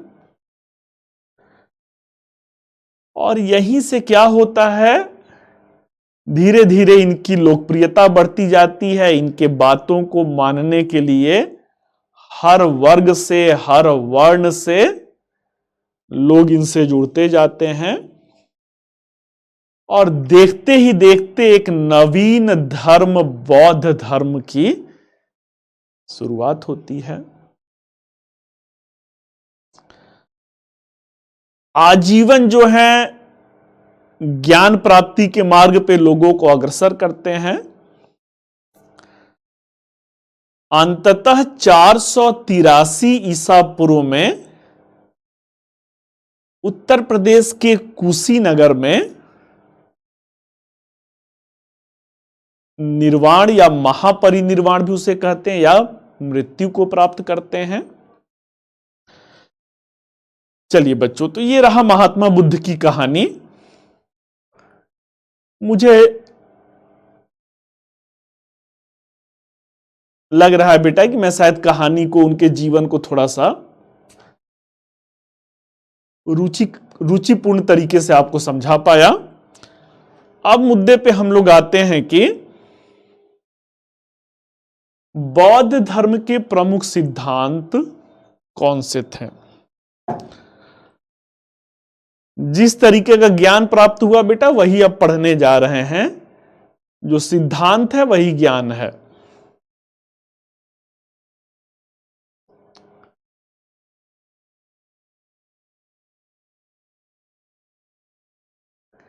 जो ज्ञान मिला बेटा वही पढ़ने जा रहे हैं, वही बौद्ध धर्म का सिद्धांत है। चलिए भाई, तो बौद्ध धर्म के प्रमुख सिद्धांत पे जो पहला सिद्धांत है वो 4 आर्य सत्य हैं। वो 4 आर्य सत्य हैं।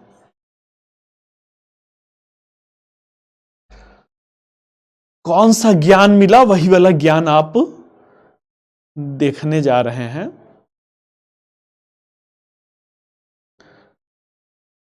अब बेटा वो सब जान के क्या करेंगे, आपको भी तो बाबा बनना नहीं है, साधु महात्मा तो बनना नहीं है। वो अचानक नहीं मिला ना, 6 वर्ष के बाद जो अभी आप पढ़ने जा रहे हैं उसका एक वास्तविक एहसास हुआ। अचानक नहीं हुआ था। आप मान लीजिए अगले साल 18 अप्रैल को या किसी भी साल उस दिन अगर आपका सिलेक्शन हो जाए, ऐसा नहीं कहेंगे कि अचानक आपका सिलेक्शन हो गया। अरे उसके पीछे 3-4 साल का अथाह मेहनत है भाई ना। तो 6 साल तक वो भी दर दर वही ज्ञान की खोज में भटकते रहे। कौन सा ज्ञान मिला, वही ज्ञान तो बताने जा रहा हूं। नहीं बेटा, अब आज के जमाने में बाबा बनना बड़ा मुश्किल काम है और उसकी संभावना बहुत कम है। ठीक है, चलिए जो है,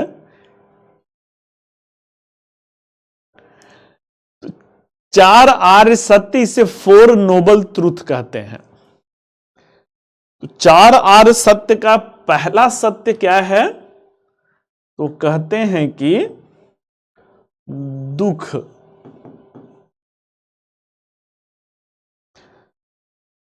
दुख। अब आपको बेटा लगता होगा ना कि केवल आपके जीवन में दुख है, या आपको लगता होगा कि केवल आपके परिवार में दुख है, और बाकी जमाना जो आपको दिखता होगा ना कि वो फॉर्च्यूनर से चल रही है, थार से चल रही, उसको लगता होगा कि सब जीवन में इनके चंगा ही चंगा है।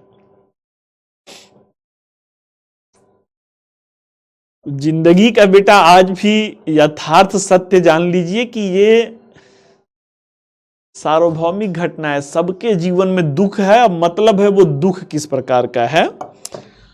अमूमन आप लोग पैसे को ही दुख समझते हैं, जबकि दुख की कई श्रेणियां हैं। आप लोग भाई पढ़ लिख रहे हैं, किसी का बेटा अगर आवारा निकल गया, उसके मां बाप की तो दुनिया चाहे जितना सुख सुविधा हो, अगर बेटा ही नकारा निकल गया, उनके लिए उससे बड़ा दुख नहीं है। किसी को कोई शारीरिक रोग है, उसका दुख है। किसी को दुख के अनेकानेक प्रकार है। जीवन, बौद्ध धर्म क्या कहता है? ये 4 आर्य सत्य, मतलब ये सार्वभौमिक सत्य है। बौद्ध धर्म का कहना है कि अगर जीवन है तो जीवन का मतलब दुख है। गुजरे जमाने का बड़ा ही मशहूर बेटा एक फिल्म के बोल हैं, मदर इंडिया पिक्चर का नाम है, नरगिस दत्त जो है उसकी नायिका हैं, और गाने के बोल हैं कि दुनिया में जन्म लिया है तो जीना ही पड़ेगा, जिंदगी अगर जहर है तो पीना ही पड़ेगा। जीवन ही संघर्ष है। आईएएस बनने के बाद यह मत समझिएगा कि और ज्यादा जिम्मेदारियां बढ़ जाती हैं, और ज्यादा तनाव बढ़ जाएगा। और बेटा गुजरे जमाने का एक गाने का बोल है, राही मनवा दुख की चिंता क्यों सताती है। राही मनवा दुख की चिंता क्यों सताती है, सुख तो है एक छांव, आता है चला जाता है।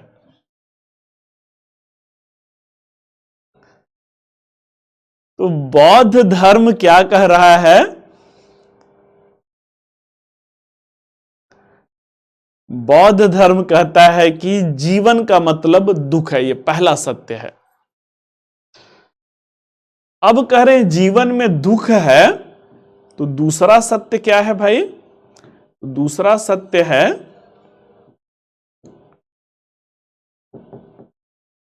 दुख का कारण है। दुख तो दुख का कारण है। आप लोग आधुनिक जमाने की पिक्चर, वो कौन सा एक पिक्चर आया था ना, एनिमल, और पागलों की तरह जो कहा जाता ना, जमाना बेटा बड़ा खराब चल रहा है, और जितने पागल हैं, जितना पागलपंथी है, उसी को मैं देख रहा हूं ना कि एक कहावत कहा गया ना, अंधेर नगरी और चौपट राजा। न जाने क्या जबर जबर करके वो कुछ ईरानी धुन पर नाच रहे हैं। कहना क्या चाहते हैं वो आज तक नहीं समझ में आया कि वो कहना क्या चाह रहे हैं। और वही आप लोग कला संस्कृति पढ़ रहे हैं, थोड़ा अगर महसूस कर लीजिएगा तो शायद जो है कला और संस्कृति पढ़ना वो हो जाएगा। पुराने जमाने की पिक्चर आपको दिखाया जाए, आपको ना आधा घंटा में जम्हाई आने लगेगा। जम्हाई मतलब ये क्या, इसी में रो रहे हैं, गा रहे हैं, धीरे धीरे अपना कहानी आगे बढ़ रहा है। चलिए कम से कम किसी को मदर इंडिया जो है पता था।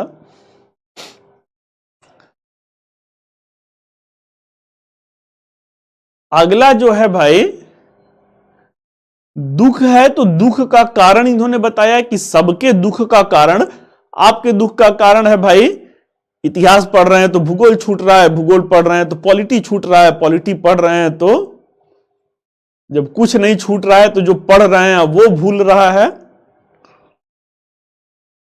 दुख ही दुख है। कोई बाहर का खाना खा के, मतलब दुख का कारण, सबके दुख का अपना कारण है। अब कह रहे हैं जब जीवन में दुख है, दुख का कारण है, तो उस दुख का निरोध भी है, उस दुख का कहते हैं कि समाधान भी है। दुख निरोध है। और कहते हैं कि दुख का निरोध कैसे संभव है। दुख का निरोध मतलब उस दुख से छुटकारा पाया जा सकता है। कैसे पाया जा सकता है, तो अगला सिद्धांत बताते हैं। दुख निरोध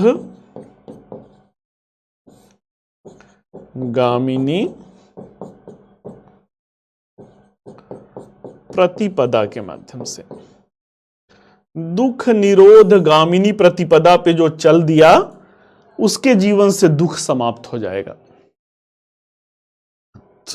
चलिए भाई, तो ये 4 आर्य सत्य समझ में आया। दुख, दुख का कारण, इस दुख का समाधान हो सकता है, और दुख निरोध गामिनी प्रतिपदा। चलिए मैं कमेंट बॉक्स देख रहा हूं, बताइए फटाफट। 4 आर्य सत्य क्लियर है बेटा? 4 आर्य सत्य क्लियर है?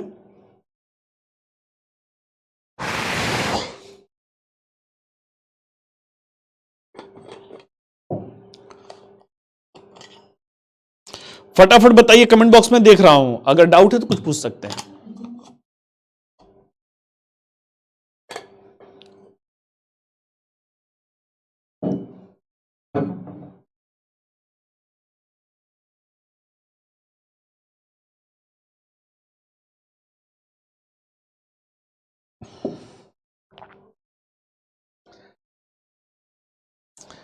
चलिए बच्चों, जो है तो जो दुख का कारण है, जीवन में दुख क्यों है, इसे क्या कहते हैं? तो बौद्ध धर्म का पहला सिद्धांत 4 आर्य सत्य। अगला सिद्धांत जो है दुख, दुख का कारण जीवन में क्या है, तो इसे प्रतीत्य समुत्पाद कहते हैं। प्रतीत्य समुत्पाद कहते हैं। दुख का समाधान कहते हैं कि दुख निरोध गामिनी प्रतिपदा। इसका मतलब क्या है, तो कहते हैं कि जो भी व्यक्ति इन 8 मार्गों पर चलेगा, उसके जीवन में दुख रहेगा ही नहीं। तो जो दुख निरोध गामिनी प्रतिपदा है, इसे अष्टांगिक मार्ग कहते हैं। इसे अष्टांगिक मार्ग कहते हैं। जो 8 मार्ग पर चलेगा, अब वो कौन सा, ये अगला सिद्धांत हो जाएगा। तो किन 8 मार्ग पर चलेगा कि दुख से छुटकारा मिल जाएगा। तो अष्टांगिक मार्ग हम बाद में देखते हैं, अगला सिद्धांत देखते हैं कि दुख का कारण क्या है, जो प्रतीत्य समुत्पाद सिद्धांत है। तो आगे बढ़ते हैं। प्रतीत्य समुत्पाद सिद्धांत।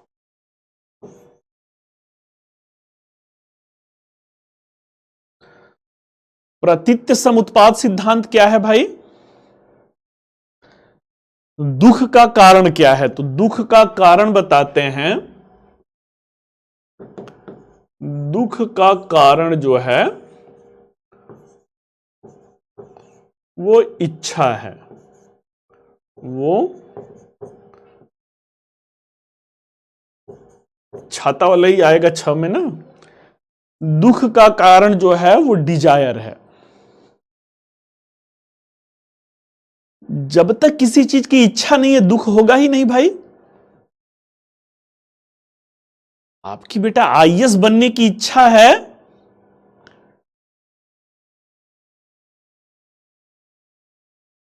आपकी आईएएस बनने की इच्छा है, अगर प्री नहीं निकला तो दुख लाजमी है बेटा। जो सालों भर मेहनत करेगा ना, जिस दिन प्री का रिजल्ट आता है नहीं होता है ना, काटो तो खून नहीं।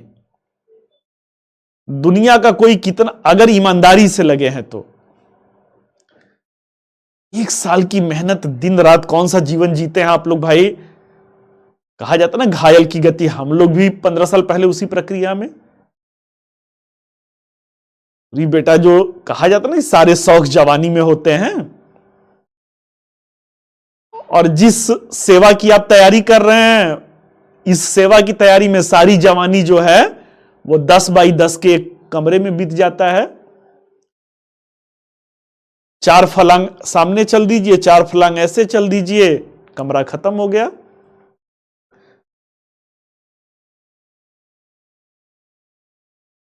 तो दुख का कारण इच्छा है। एक बालक जन्म लेता है इस दुनिया में, एक लड़का पैदा होता है, उसे कुछ भी सांसारिक चीजें नहीं पता है। अरे एक महीने भर के लड़के को कौन सा दुनियादारी पता है भाई। उसको तो अपना नाम नहीं पता है, धर्म नहीं पता है, जाति नहीं पता है। लेकिन जब बेटा उसे भूख लगता है ना, 1 महीने के बच्चे की मैं बात कर रहा हूं, जब उसे भूख लगता है तो भूख क्या है? इच्छा है ना भाई। हमें आपको भी खाने की इच्छा होती है, उसी को भूख कहते हैं ना। और इसीलिए लोग कहते हैं ना कि वो इच्छा है। 2 जून की जो रोजी रोटी है ना, जो कहा जाता है ना पापी पेट का सवाल है, एक बड़ा ही प्रचलित वो है। अपना और अपने परिवार के 2 जून के जो भूख की इच्छा है, उसी के लिए दुनिया अपने अपने तरीके से हाथ पैर मार रही है। ना भूख होता बेटा ना। तो मुद्दे की बात क्या है कि दुख का कारण क्या है? प्रतीत्य समुत्पाद सिद्धांत। तो यह सिद्धांत क्या कहता है कि दुख का कारण इच्छा है। अब कहते हैं कि यह इच्छा क्यों है भाई? कहते हैं ये इच्छा जो है, जन्म अगर आपने मानव जीवन में अगर जन्म ले लिया है तो जन्म के साथ ही इच्छाएं हैं। अभी मैंने कहा ना कि एक बालक जन्म लेता है, उसे भूख लगती है, वो रोता है। तो कहते हैं कि यदि मानव जीवन में आप आ गए हैं तो इच्छाएं होना जो है वो सार्वभौमिक सत्य है। अब दुख का कारण इच्छा, इच्छा का कारण जन्म है कि भाई जब जन्म से ही इच्छा है तो कहते हैं कि इस जन्म मरण के बंधन से ही मुक्त हो जाओ। बार बार जन्म मरण का जो ये है ना, योनियों में कितना 32 लाख, कितना 84 लाख योनि में आत्मा भटकती है। तो कहते हैं कि इस जन्म मरण के बंधन से ही मुक्त हो जाओ। कैसे मुक्त हो जाओ? तो कहते हैं निर्वाण प्राप्त कर लो। निर्वाण, तो ये बौद्ध धर्म में निर्वाण है। निर्वाण मतलब ज्ञान प्राप्त। और ज्ञान प्राप्त कर लिए तो जीवन में दुख रहेगा ही नहीं।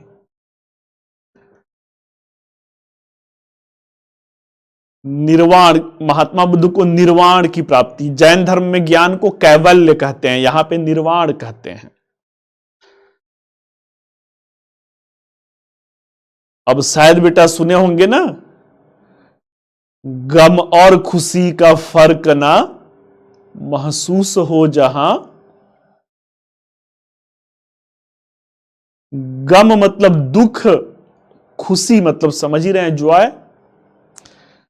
गम और खुशी का फर्क ना महसूस हो जहां, मैं खुद ही को उस मुकाम पर लाता चला गया। इच्छा है भाई तब तो दुख है ना। अगर दुख सुख के बंधन से अगर आप ऊपर उठ गए तो यही निर्वाण है। अब बेटा प्रतीत समुत्पाद में बताइए कोई डाउट? जो अगला सिद्धांत प्रतीत समुत्पाद का सिद्धांत है, इसमें कहीं पे कुछ डाउट बताइए, तो फिर हम लोग कहां पे बढ़ते हैं? अष्टांगिक मार्ग पर बढ़ते हैं। कहां पर? अष्टांगिक मार्ग पर आते हैं।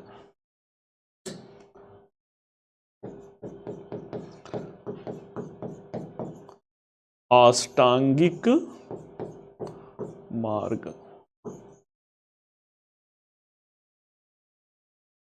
अगर 8 मार्ग पर चलेंगे तो आपको क्या हो जाएगा?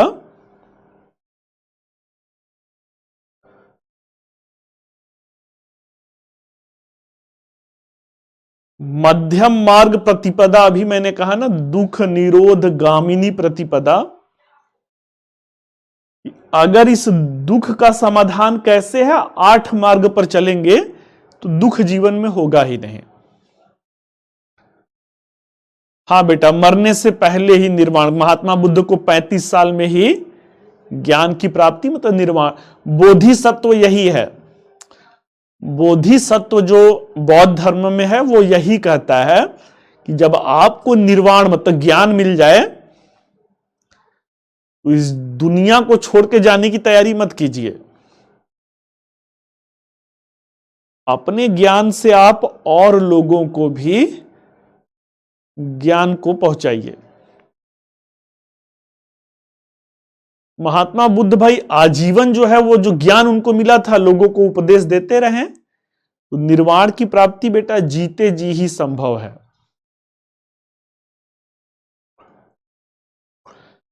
आइए भाई अब आगे बढ़ते हैं। अष्टांगिक मार्ग क्या है? इस 8 मार्ग पर चलने से दुख का निरोध हो जाता है। दुख का कारण प्रतीत समुत्पाद देख लिए। दुख निरोध कैसे? तो दुख निरोध गामिनी प्रतिपदा। इस 8 मार्ग पर जो चलेगा उसे दुख नहीं होगा। लिख लीजिए, फिर समझा देता हूं। अष्टांगिक मार्ग का हेडिंग दे दीजिए और लिख लीजिए। लिखिए, हेडिंग दे दीजिए अष्टांगिक मार्ग।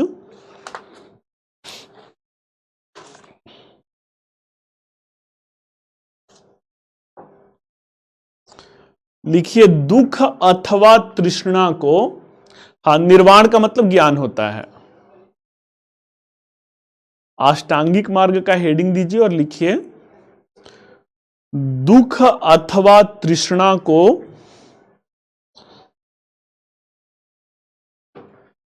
समाप्त करने के लिए, दुख अथवा तृष्णा को समाप्त करने के लिए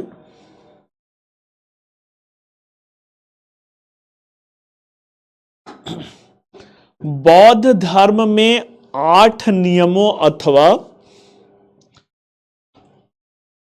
बौद्ध धर्म में 8 नियमों अथवा इसके पहले का नोट्स बेटा दिलवा दूंगा मैं।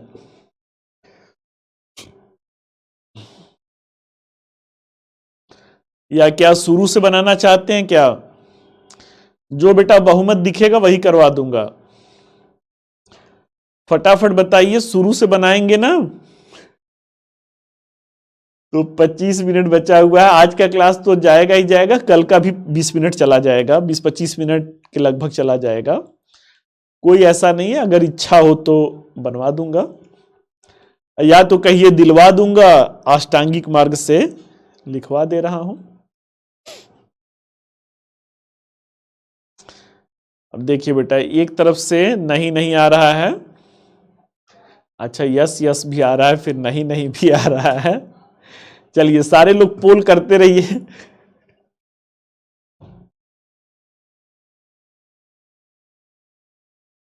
ये मैं दिलवा दूंगा बेटा ना, आधा घंटा का समय लेकर के आप कल लिख लीजिएगा, 2-3 पेज छोड़ दीजिए। ठीक है।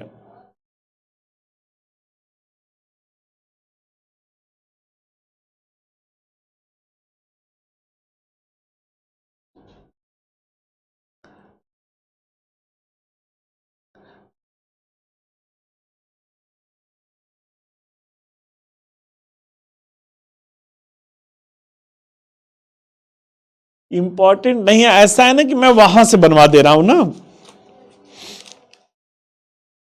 मेन मेन वाला बनवा दे रहा हूं। महात्मा बुद्ध के जीवन को जान के क्या करेंगे, लिख लीजिए, एक प्रश्न लिखिए। चलिए बेटा ना, मैं मान लिया आधा घंटा, कोई दिक्कत नहीं है। आर्ट एंड कल्चर इंपॉर्टेंट है ना, इसका नोट्स अगर हो जाए तो ठीक ही है। लिखिए, एक प्रश्न लिखिए, अष्टांगिक मार्ग कट कीजिए, अब वो कल लिखिएगा। प्रश्न लिखिए, प्रश्न लिखिए, छठी शताब्दी, और थोड़ा जल्दी जल्दी लिखिए, अगर कोई बीच में रोना रोया ना कि सर हाथ दर्द कर रहा है, छूट रहा है, तो आप अपना समझते रहिएगा। प्रश्न लिखिए, छठी शताब्दी ईसा पूर्व में बौद्ध और जैन धर्म के उदय के बहुविध कारणों पर चर्चा करें। छठी शताब्दी ईसा पूर्व में बौद्ध और जैन धर्म के उदय के बहुविध कारणों पर चर्चा करें।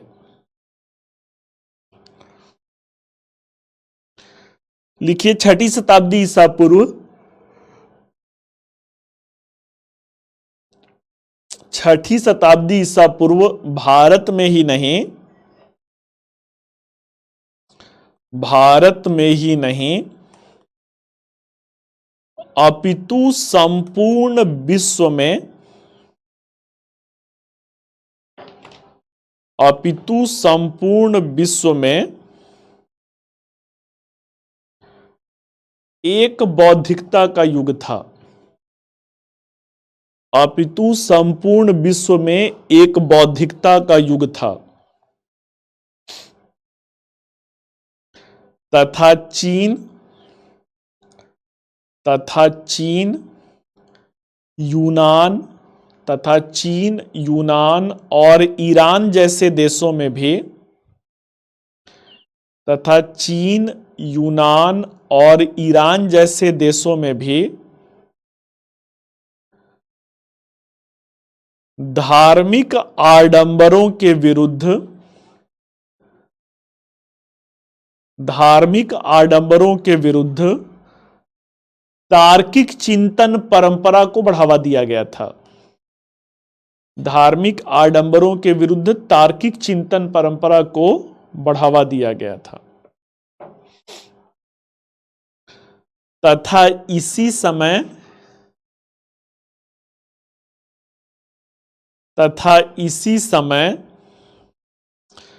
भारतवर्ष में बदली हुई आर्थिक एवं सामाजिक परिवेश में, तथा इसी समय भारतवर्ष में, हाँ सैफ उसी को कहेंगे जो आपने लिखा है बेटा, अब प्रश्न मत पूछिए, अब लिखिए आप लोग जो है, तथा भारतवर्ष में बदली हुई आर्थिक एवं सामाजिक परिवेश में 62 धार्मिक संप्रदायों का उदय हुआ। 62 धार्मिक संप्रदायों का उदय हुआ, जिनमें आगे चलकर, जिनमें आगे चलकर बौद्ध एवं जैन धर्म सर्वाधिक लोकप्रिय हुए, जिनमें आगे चलकर बौद्ध एवं जैन धर्म सर्वाधिक लोकप्रिय हुए।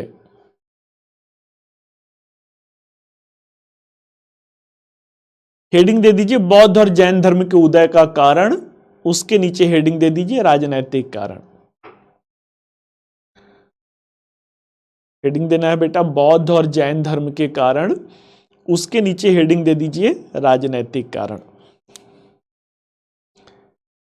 लिखिए राजनैतिक कारण में, वैदिक धर्म के चतुर्वर्ण परंपरा के अनुसार, वैदिक धर्म के चतुर्वर्ण परंपरा के अनुसार ब्राह्मण और क्षत्रिय वर्ग विशेषाधिकार प्राप्त वर्ग थे।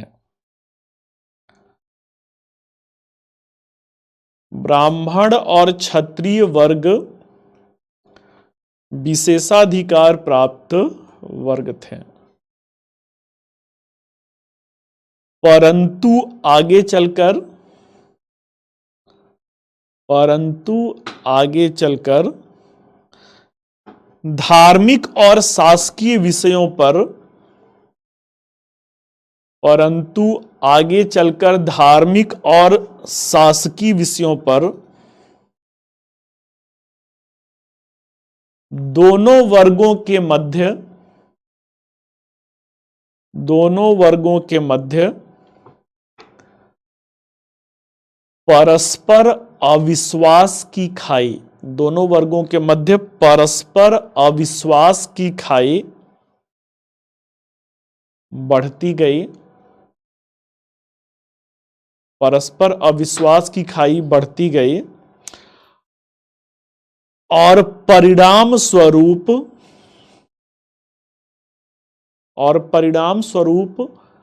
गणतंत्रात्मक राज्यों से जुड़े हुए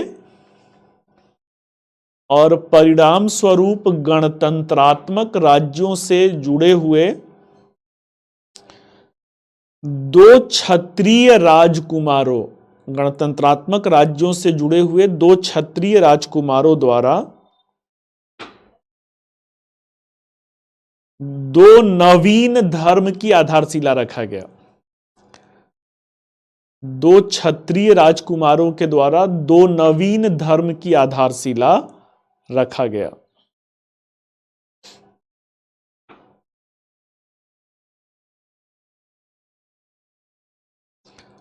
अगला हेडिंग दे दीजिए सामाजिक कारण।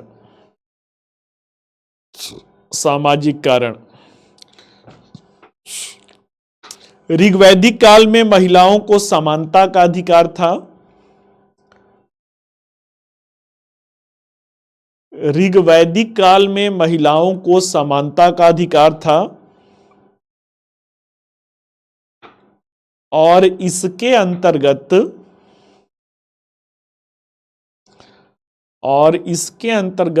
उन्हें शिक्षा का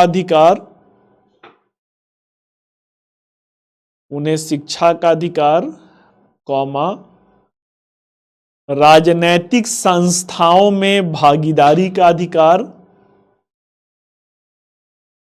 राजनैतिक संस्थाओं में भागीदारी का अधिकार था, भागीदारी का अधिकार था। परंतु उत्तर वैदिक काल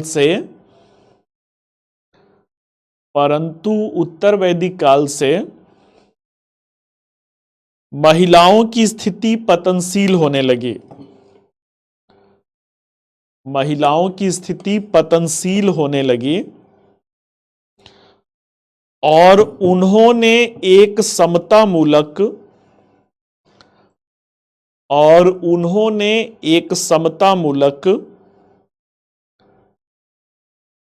नवीन धर्म की ओर देखना शुरू किया। और उन्होंने एक समतामूलक नवीन धर्म की ओर देखना शुरू किया।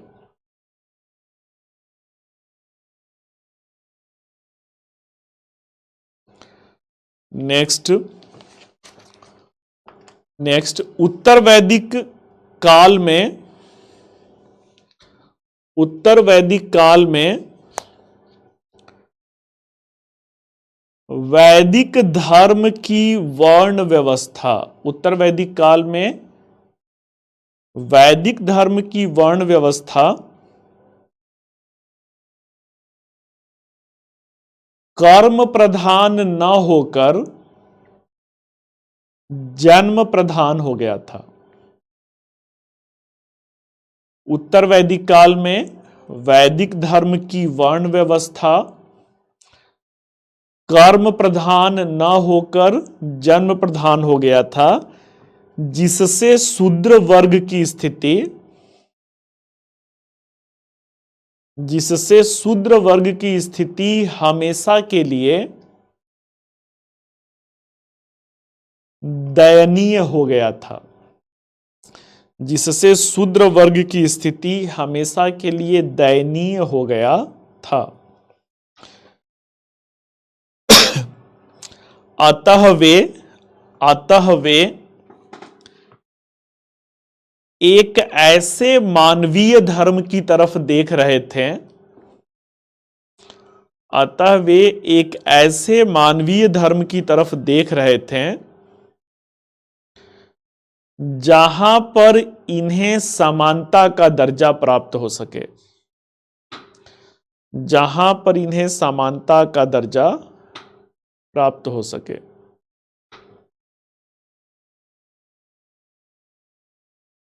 Full stop. बौद्ध और जैन धर्म के समानता के आदर्शों के चलते, बौद्ध और जैन धर्म के समानता के आदर्शों के चलते महिलाओं, शूद्रों और दासों ने समानता के आदर्शों के चलते महिलाओं, शूद्रों एवं दासों ने इन दोनों धर्मों को अत्यधिक लोकप्रियता दिलाया, इन दोनों धर्मों को अत्यधिक लोकप्रियता दिलाया। हेडिंग दे दीजिए आर्थिक कारण। आर्थिक कारण लगभग 1000 ईसा पूर्व में लोहे की खोज से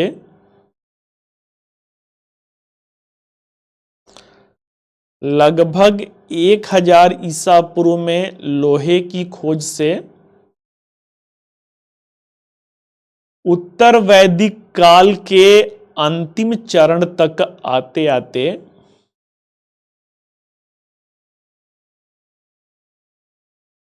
लोहे के खोज से उत्तर वैदिक काल के अंतिम चरण तक आते आते कृषि प्रधान अर्थव्यवस्था को बढ़ावा मिला, कृषि प्रधान अर्थव्यवस्था को बढ़ावा मिला, जिससे व्यापार और वाणिज्यिक गतिविधियों में भी, जिससे व्यापारिक और वाणिज्यिक कीजिएगा, जिससे व्यापारिक और वाणिज्यिक गतिविधियों में भी निरंतर वृद्धि होने लगा, व्यापारिक और वाणिज्यिक गतिविधियों में भी निरंतर वृद्धि होने लगा। और वैश्य वर्ग की आर्थिक स्थिति, और वैश्य वर्ग की आर्थिक स्थिति समृद्ध हुई, परंतु जिससे वैश्य वर्ग की आर्थिक स्थिति समृद्ध हुई, परंतु वैदिक धर्म के अनुसार ये तीसरे पायदान पर थे, परंतु वैदिक धर्म के अनुसार ये तीसरे पायदान पर थे। अतः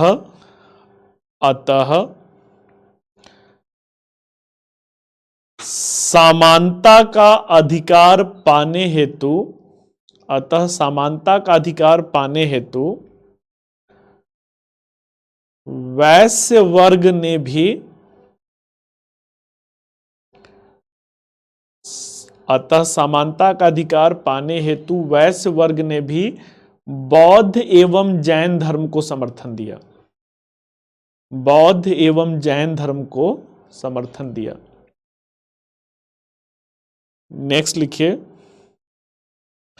वैदिक धर्म में पशु बलि, वैदिक धर्म में पशु बलि परंपरा या प्रथा को मान्यता प्राप्त था।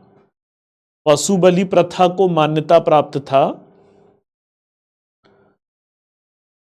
परंतु प्राक मौर्य काल के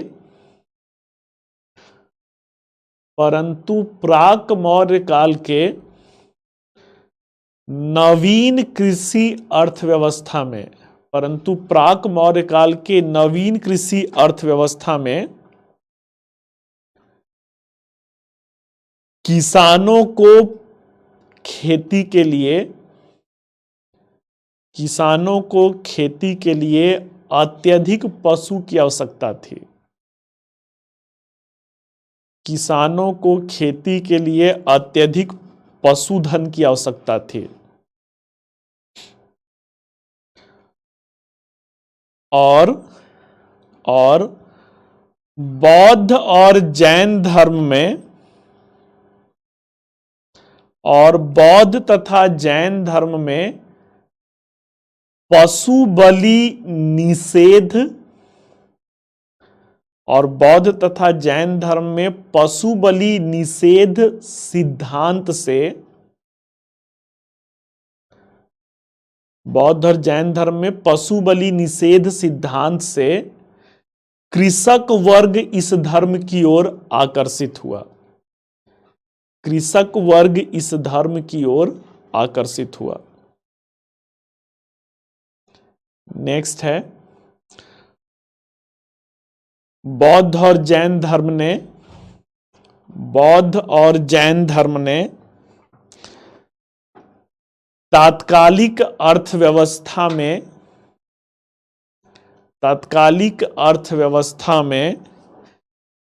प्रचलित महाजनी एवं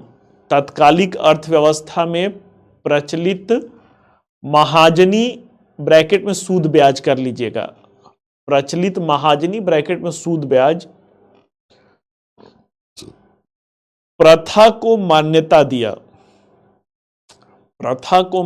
दिया, जिससे व्यापारी वर्ग इन धर्मों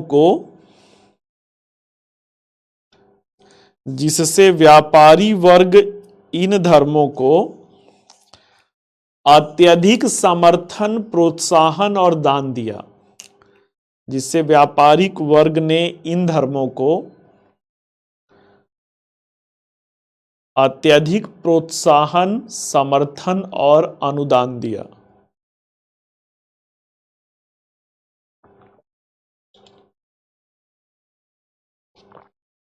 हेडिंग दे दीजिए धार्मिक सांस्कृतिक कारण।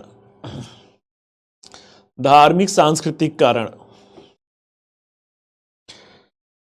पूर्व के वैदिक धर्म के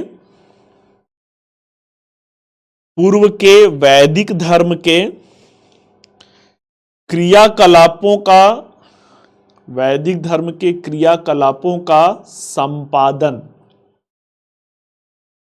संपादन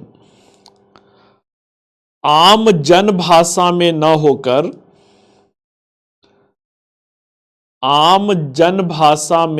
न होकर ब्रैकेट में पाली और प्राकृत, आम जनभाषा में न होकर संस्कृत में होता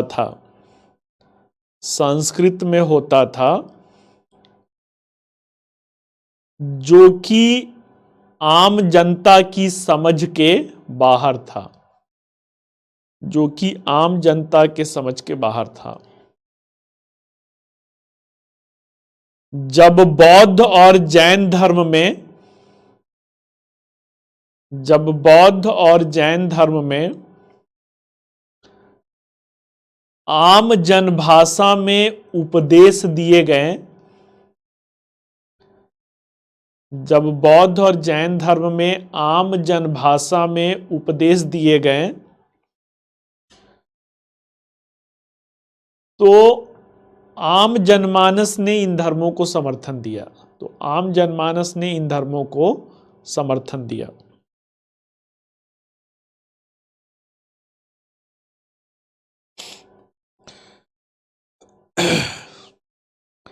नेक्स्ट, बौद्ध और जैन धर्म के प्रगतिशील विचारों ने भी इस धर्म के उदय में सहायक रहे। प्रगतिशील विचारों ने भी इस धर्म के उदय में सहायक रहे।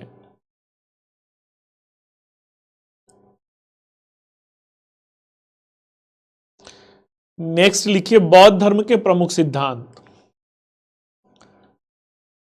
नेक्स्ट हेडिंग दे दीजिए बौद्ध धर्म के प्रमुख सिद्धांत। उसके नीचे हेडिंग दे दीजिए 4 आर्य सत्य। 4 आर्य सत्य। चलिए बेटा, तो 4 आर्य सत्य नहीं कर पाएंगे, 3 मिनट का समय बचा हुआ है, तो कल 5 मिनट नहीं बल्कि 10 मिनट के आसपास में लगेगा। 10 मिनट में हम लोग अष्टांगिक मार्ग तक जो है नोट्स बना लेंगे। उसके बाद फिर हम लोग जो है जैन धर्म की तरफ बढ़ा जाएगा। जैन धर्म बहुत छोटा है, बौद्ध धर्म ही बहुत ज्यादा लोकप्रिय हुआ था। तो जैन धर्म के बाद फिर बौद्ध और जैन धर्म में क्या समानता था, क्या असमानता था, और इसके पतन का कारण क्या था, इन सारे पहलुओं को हम लोग देखा जाएगा। तो मिलते हैं कल फिर से इसी समय इसी मंच पर। Till then all the best, thank you.